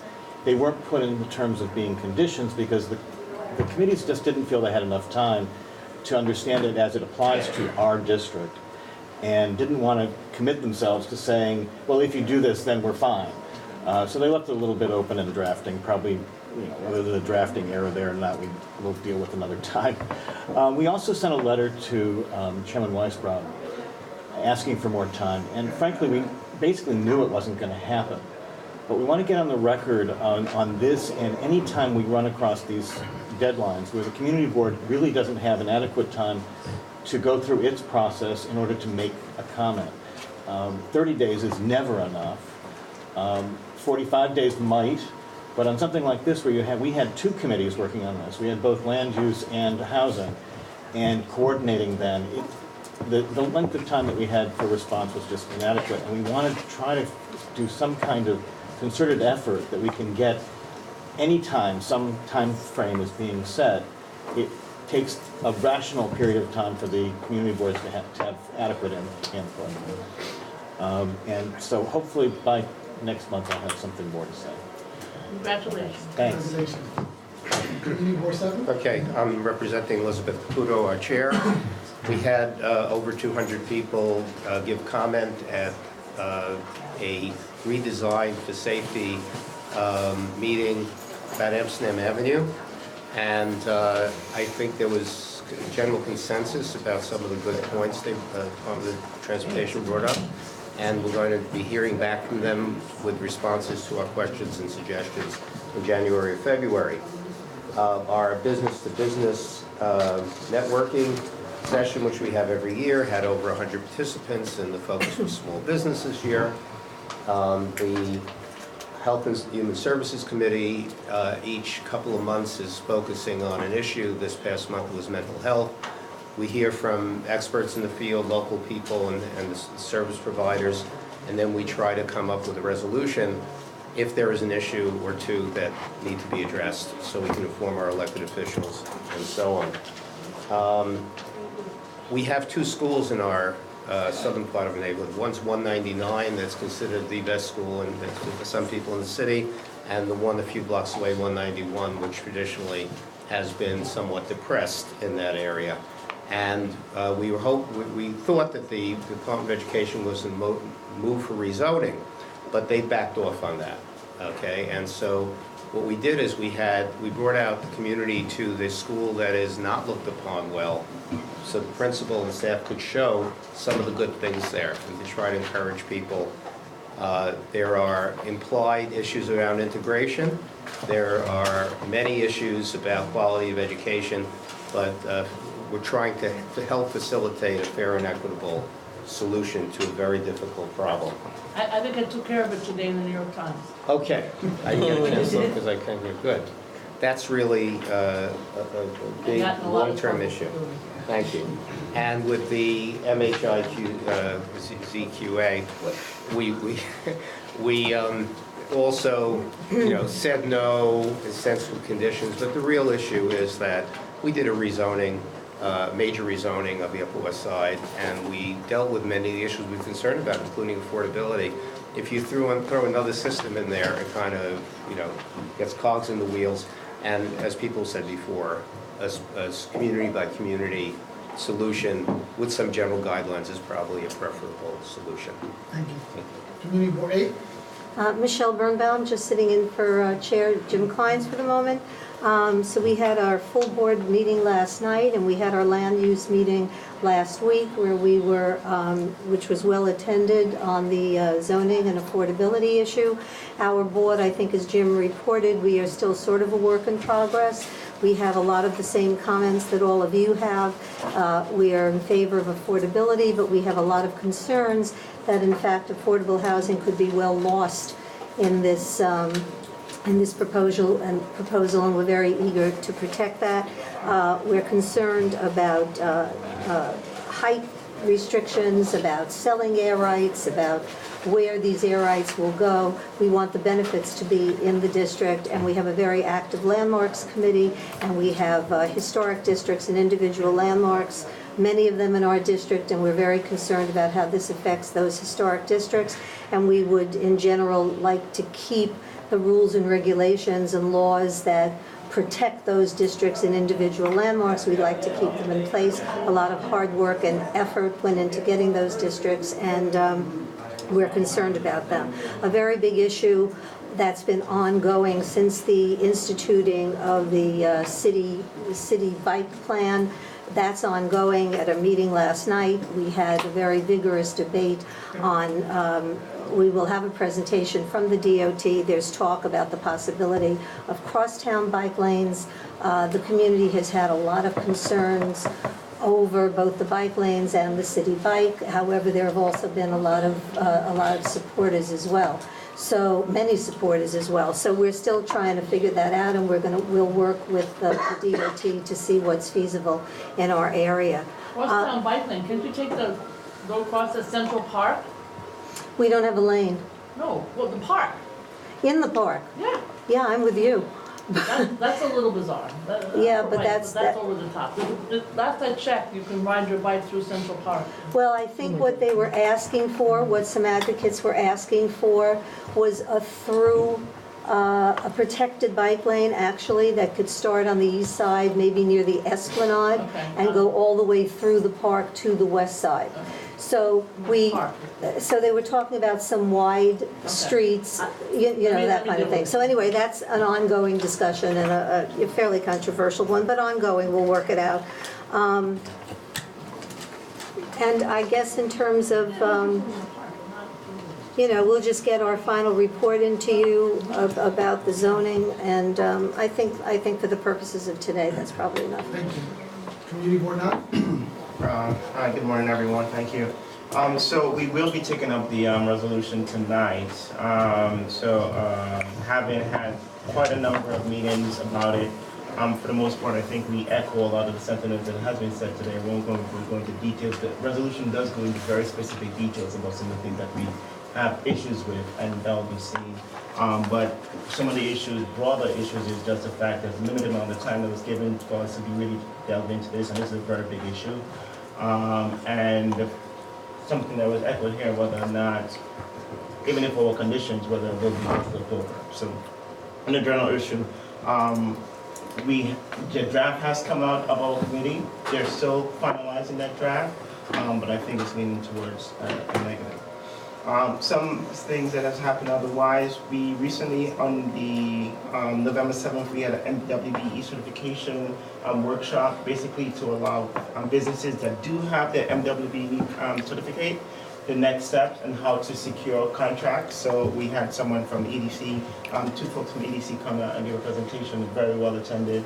And we're looking to do a follow-up on in terms of some of the buyers from the various agencies so they can have that intimate relationship with some of the businesses. But it goes very well.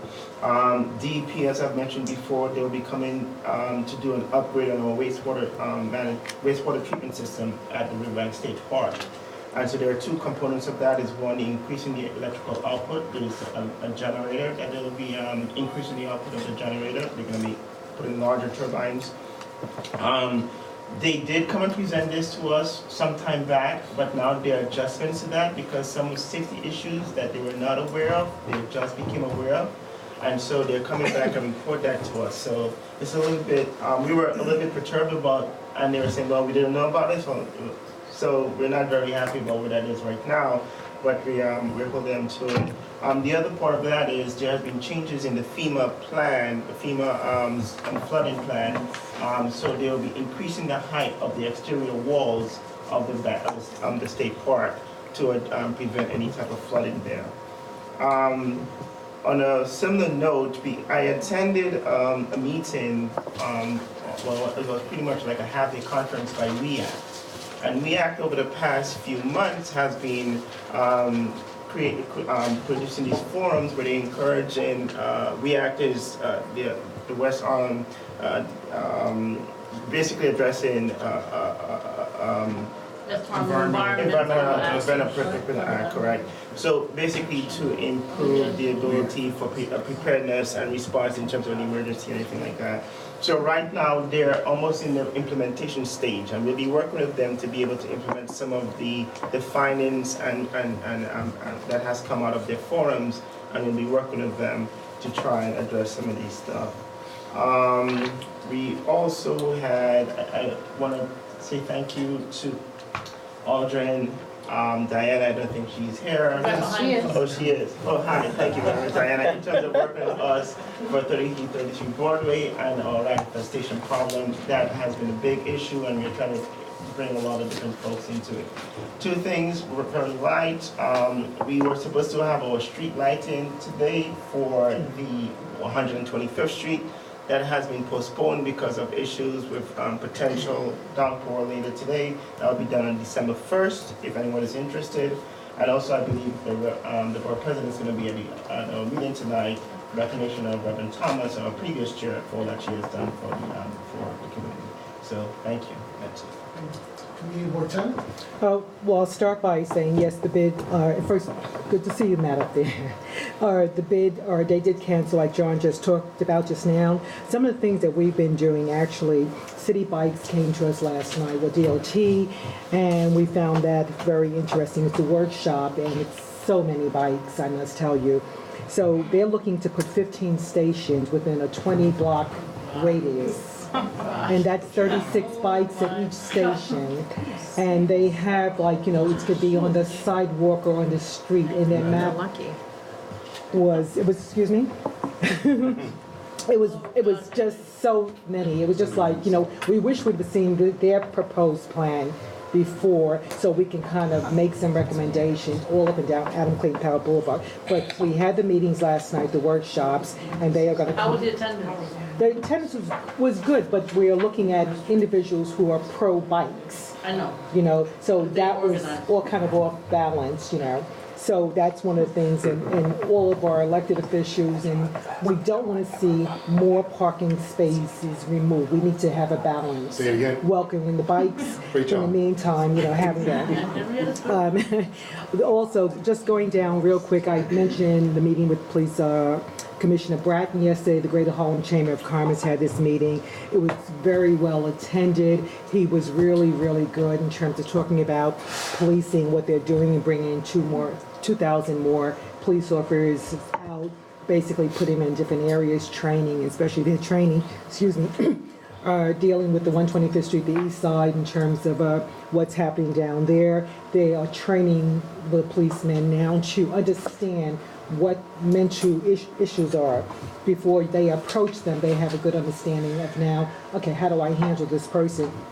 So they're doing a lot of training with the cadets, not police people who've been there for a long time too. So it looks like they're doing a really good job, and he wants to continue working with us.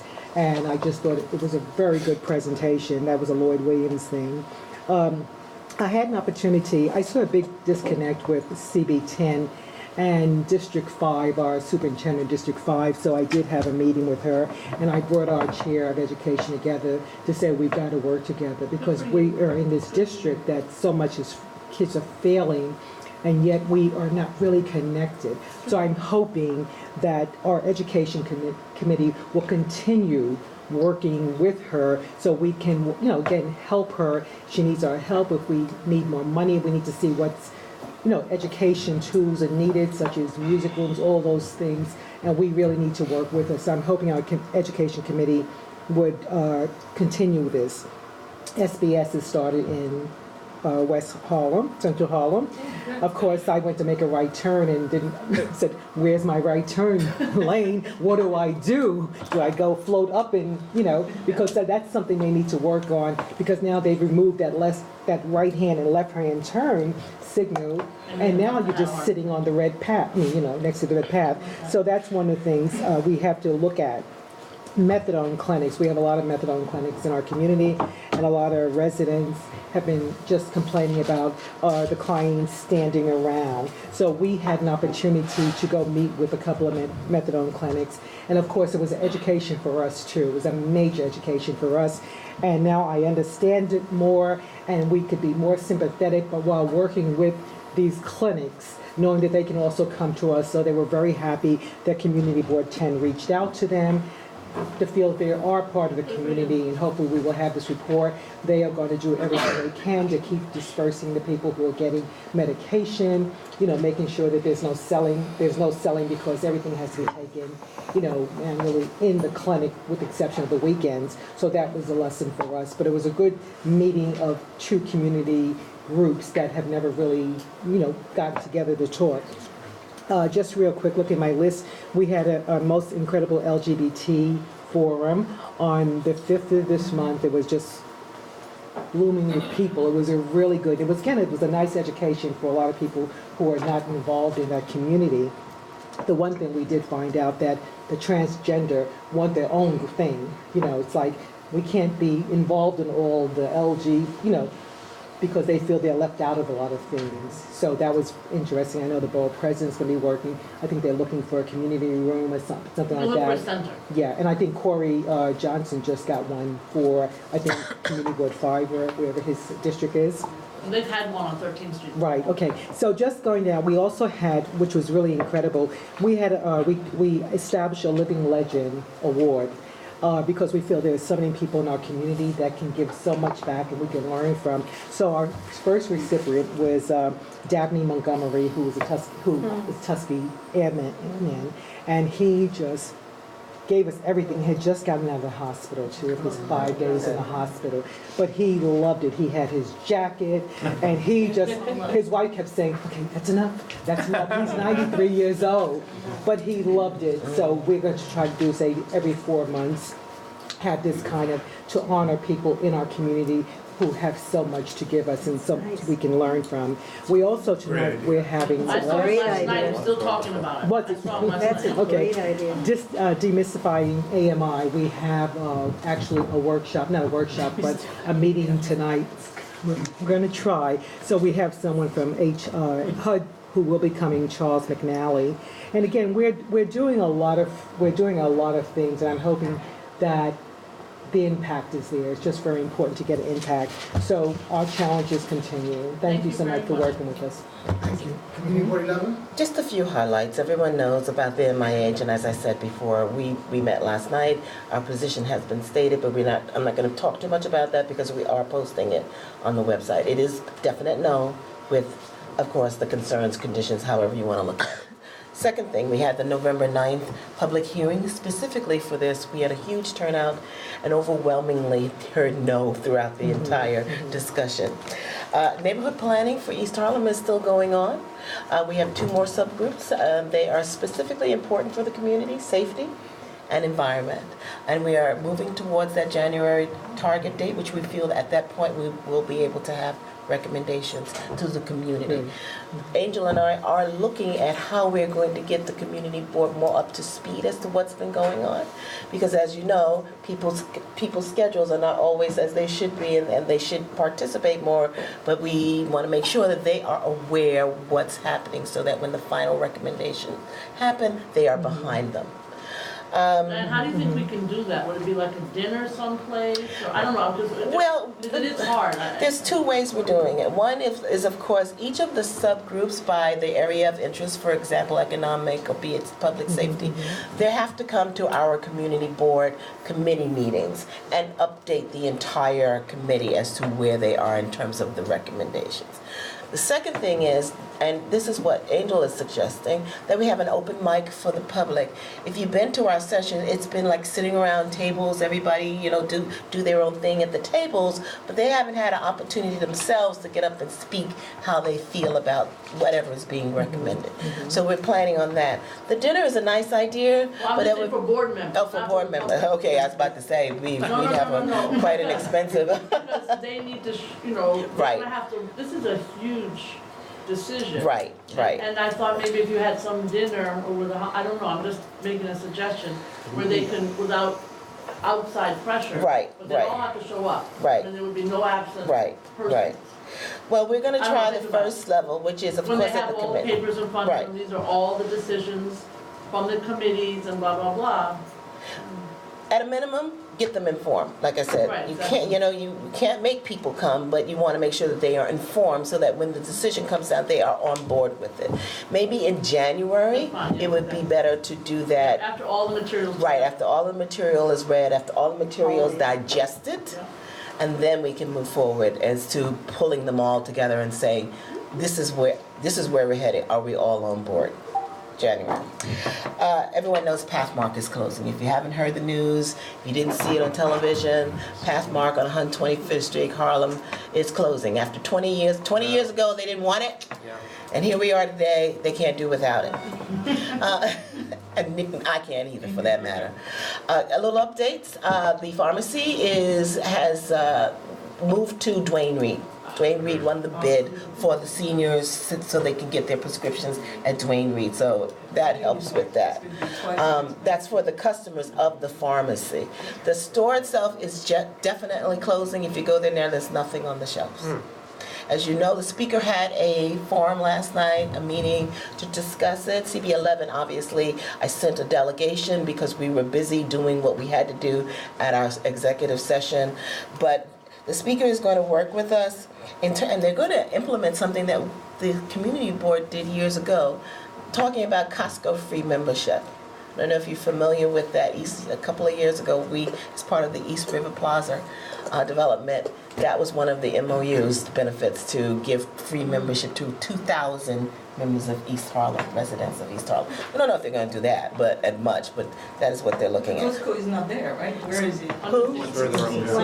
Costco on 116th Street. Can I just make one other suggestion, because I Sure. know that happened with the Pathmark downtown in Borough. Yeah. And what Gigi's group did, but Two Bridges did a very special thing, which was slightly different, which is and maybe we could get you some funding for this, but they took a nonprofit, worked with all the mom and pop stores in the Right. neighborhood, as opposed to the big ones.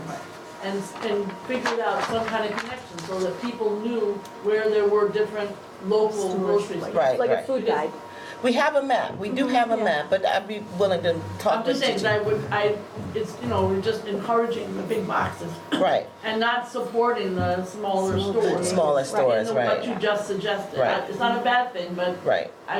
Two Bridges did a great job, and I think, right? I mean, Yeah. I don't know if it was successful, but their effort was phenomenal. Yeah, and then something else we did is, there's a huge development project going on nearby, and we advocated that they would, in the commercial space, have to include a supermarket. Well, like I said, it's in the beginning stages, and we are reacting, unfortunately, rather than being proactive on this, but still, a couple of other things we're looking at is something that the Manhattan Borough President did a couple of years back, was had a jitney for seniors to Fairway. So these are things that, because you don't want them to feel that they can't get out at the end of the day. But that's another story, and hopefully by the time I We get back have the in. Lenox Terrace for Right. seniors in the Fairway. Right. So the third thing I will say, and this is the last, of course, is thank you for the applause. Yes, I am the chair-elect for CB11, effective January 1. First time in 20 years for East Harlem that they've had a female.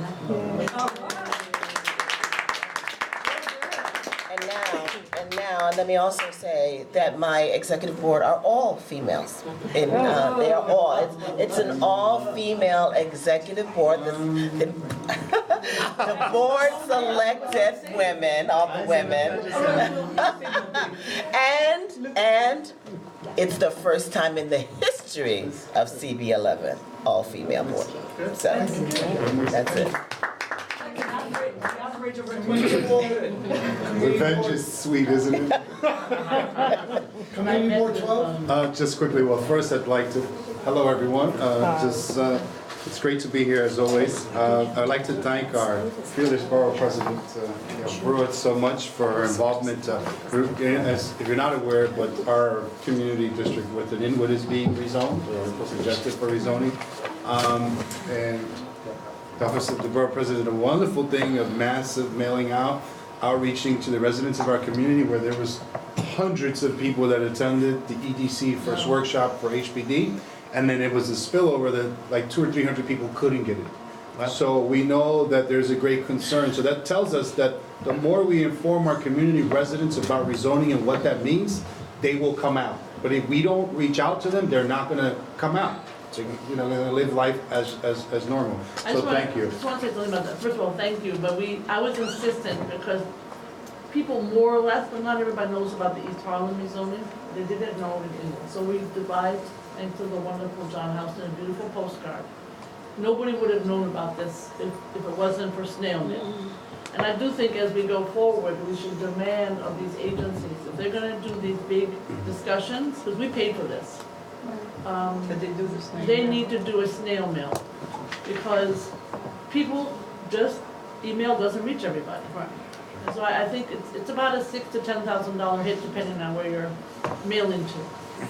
But it's something that we hadn't thought about. And this was, I don't think folks would have ever known. Now they at least know it's taking place, and it's up to them with phone numbers and other contacts to follow up. But they have no excuse for not knowing that this process is taking place.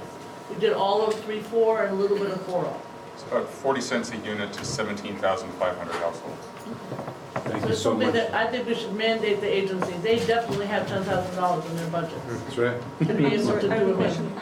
How did you find all the residents? It's just like you buy a mailing list? We did a Or you co- had the election list? It's a commercial mailing house, but the Postal Service has something called EDDM, Every Door Direct Mail, and they have a beautiful little website. You can actually pick your carrier routes.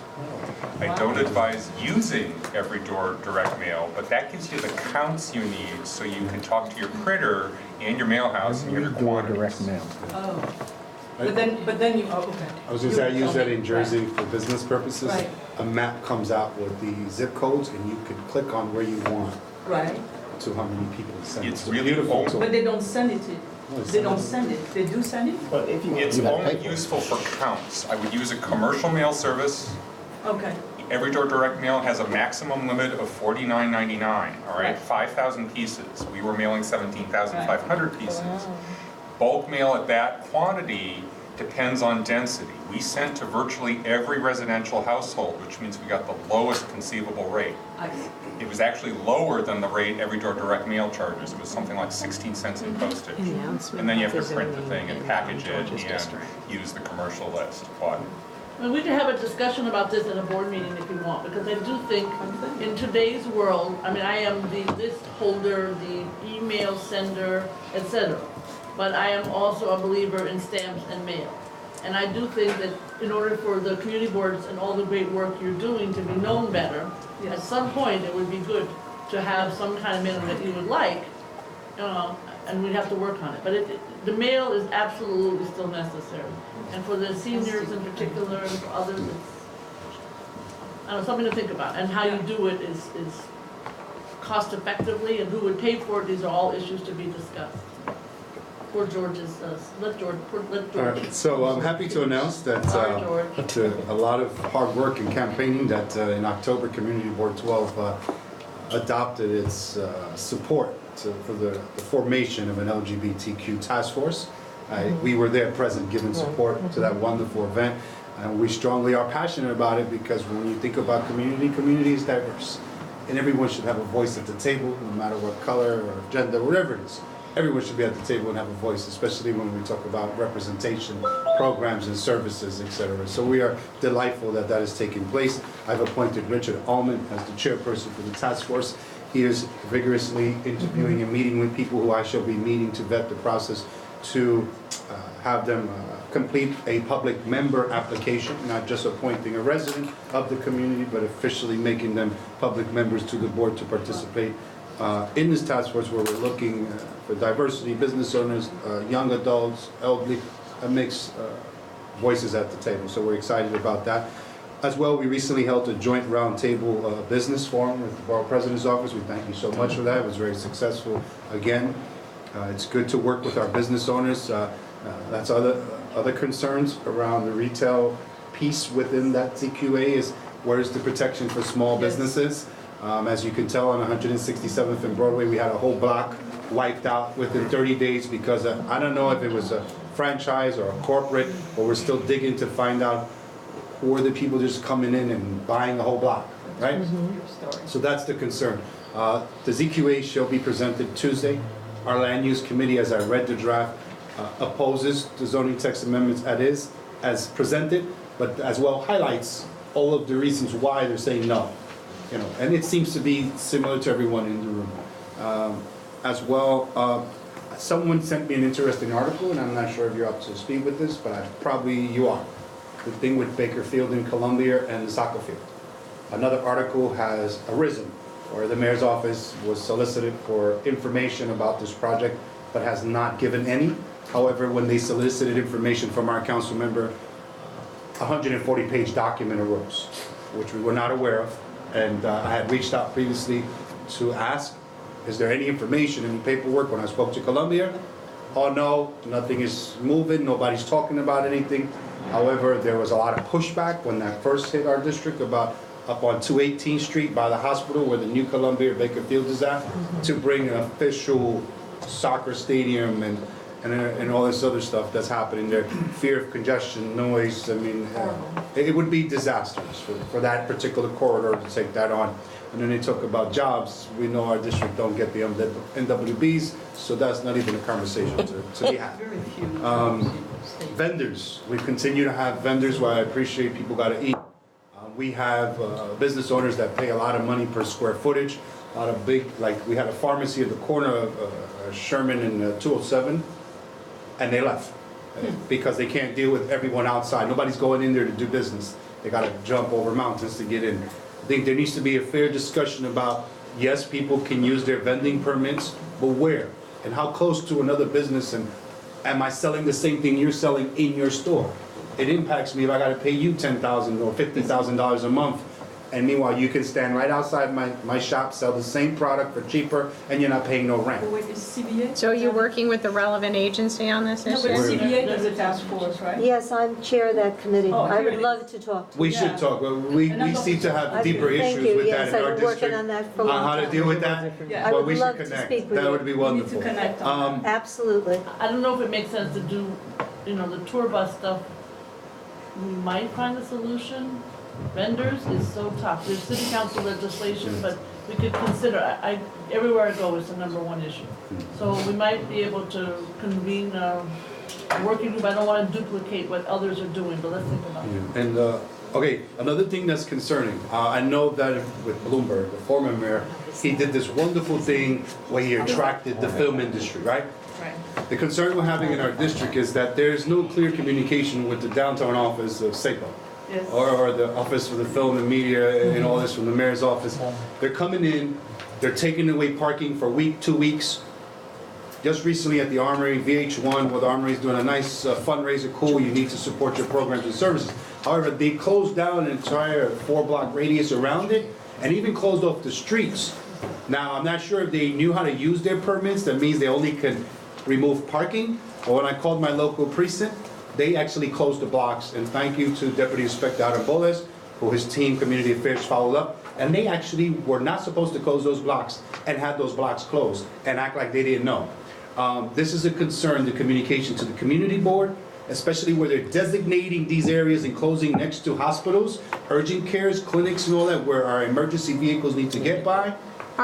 Is SAPO, they won't even come to Community Board 1 to talk about the filming, because the Community Board has reached out to them and they won't even send a There's a new representative. person in charge, so let's see if we can, Get him to come here, maybe. It's not Him or her. SAPO. SAPO doesn't touch this. It's Mia's the- Office Media and.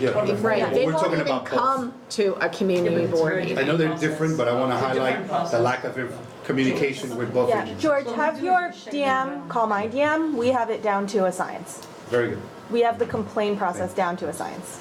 You do? I appreciate it. No, I hear what he was gonna say. We are very proud of I that. just wanted to say that we have issues with both agencies that should be looked at.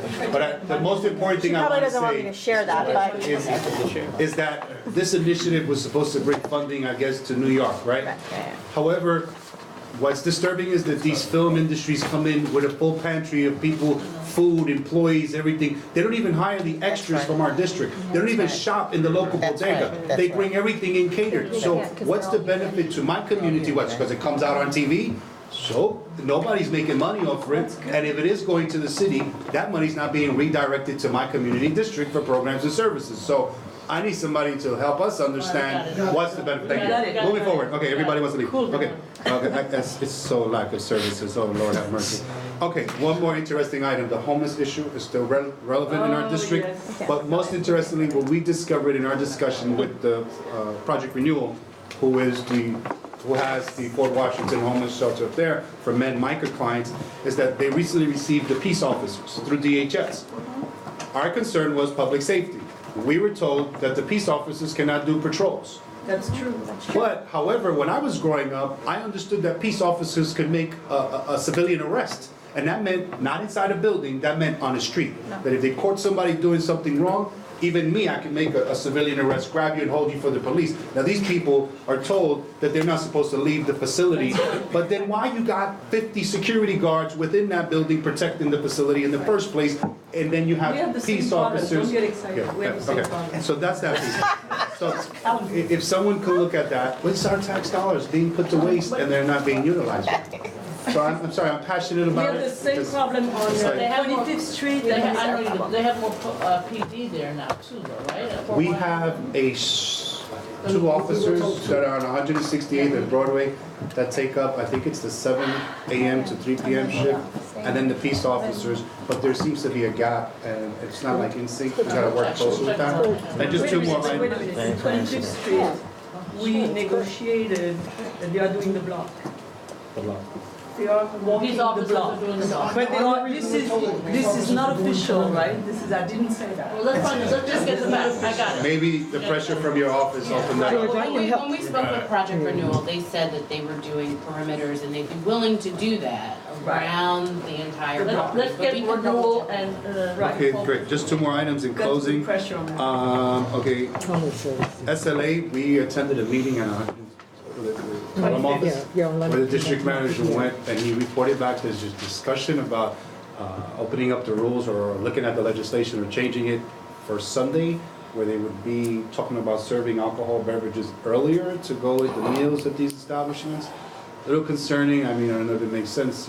People drink earlier, so they're not hanging out later, or whatever that means. That's not how it works on the Lower East Side. Yeah, no. They're going all night. Discussion that's being presented about looking at allowing establishments to serve alcohol beverages earlier with the In food. exchange for what? I don't know. And just in closing, I work on 32nd Street, and there is development going on. But I was a little concerned, I'm gonna be concerned about Where is on how is it 32nd? that Where? 32nd between 6th and 7th? Okay. They actually put up another 10 stories, humongous, on top of a small brownstone that's already been there for like 50 years. So my concern is the safety. Can building on top of these small little brownstones, does that make any sense? And if that's gonna bring down the building underneath it, like, if maybe we could look a little further on how our construction companies actually. They probably sold the air. No, I know that, but I mean the weight of a new building. They may have built the truss. On top of a little building that's been there for 50 years. It's not sitting on the building. Oh, it's not? It's gotta be supported. Yeah, because I didn't see that. All I see is Supported columns on the side. Yeah. But Forget that's all about right. 32nd Street. You don't want it to happen in I don't want a building to fall on me again. You want to get back there? Thank you. So, I know we have community board 13, see you? Yes. 12 and 13. Everybody's still paying attention. Thank you. So, one last piece, as of today, community board applications are live. They're on your website. They are on our website. Yes, I had some. Our media team did a really good job getting this all together. We will be doing blast out to your members who are up for reapplication to either inquire whether or not they would like to reapply this year or whether or not there will be a vacancy. We really need to know that so that we can sort of gauge how many vacancies we will have this year. So I have paper copies out there. We're really pushing people to go online. It's easier for us when we go to review the applications later on in the winter. But I also say use this application sort of as a test application because once you're online, you can't come back to the application. So write all your answers in and then transfer those answers to the online application. Can you Last print time we had that 83% from online? Can you print it online? You can print it. Okay. Yeah. You can print it online, can you, John? John? The Wufu version, I have no idea. This is all. I don't think you can print it I'll pick up a online, few for but people I that have want No, but we have to download it from our website in PDF. Right, well, that's what I'm asking you. You can print it from the website. Correct. Oh, that was my question. Yeah. The print. So, after speaking with all of the chairs in the past month, all of you said that you wanted small business owners. So I'm really trying to push us recruiting 2 small business owners. And a transportation expert. And transportation. All of you gave me your wish list, but the overwhelming commonality was that everyone wanted a small business owner on the board, which I thought was really interesting and cool, that everyone wanted that constituency. They're too busy running And a a small challenge, business. yes. So I really highly encourage, please, every meeting I'm going to, I'm gonna have these. I'm gonna be the walking, talking community board application. But really, please, encourage your folks to reapply. New folks that you've been working with, please encourage them to apply, okay? Thank you. Sure, just one quick thing. November is Puerto Rican Heritage Month. The Manhattan Borough President has invited Puerto Rican and East Harlem artist Manny Vega, whose artwork is in the office, along with 3 students. It's wonderful artwork, and tomorrow evening at 6 p.m., the Borough President is having a reception.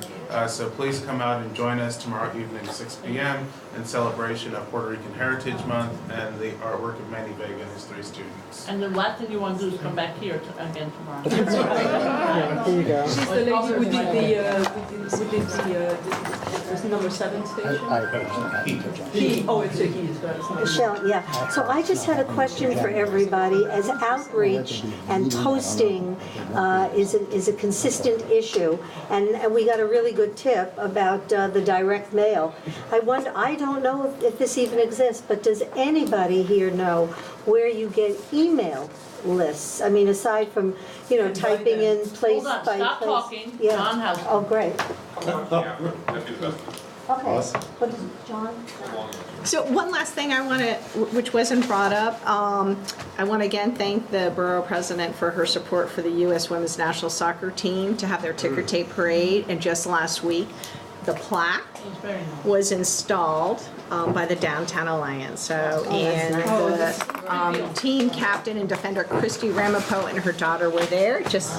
It was the first time there was ever a ticker tape parade for women. Yes. So, motion to adjourn? Yes. Move, all in favor, aye? Have a great rest of the day.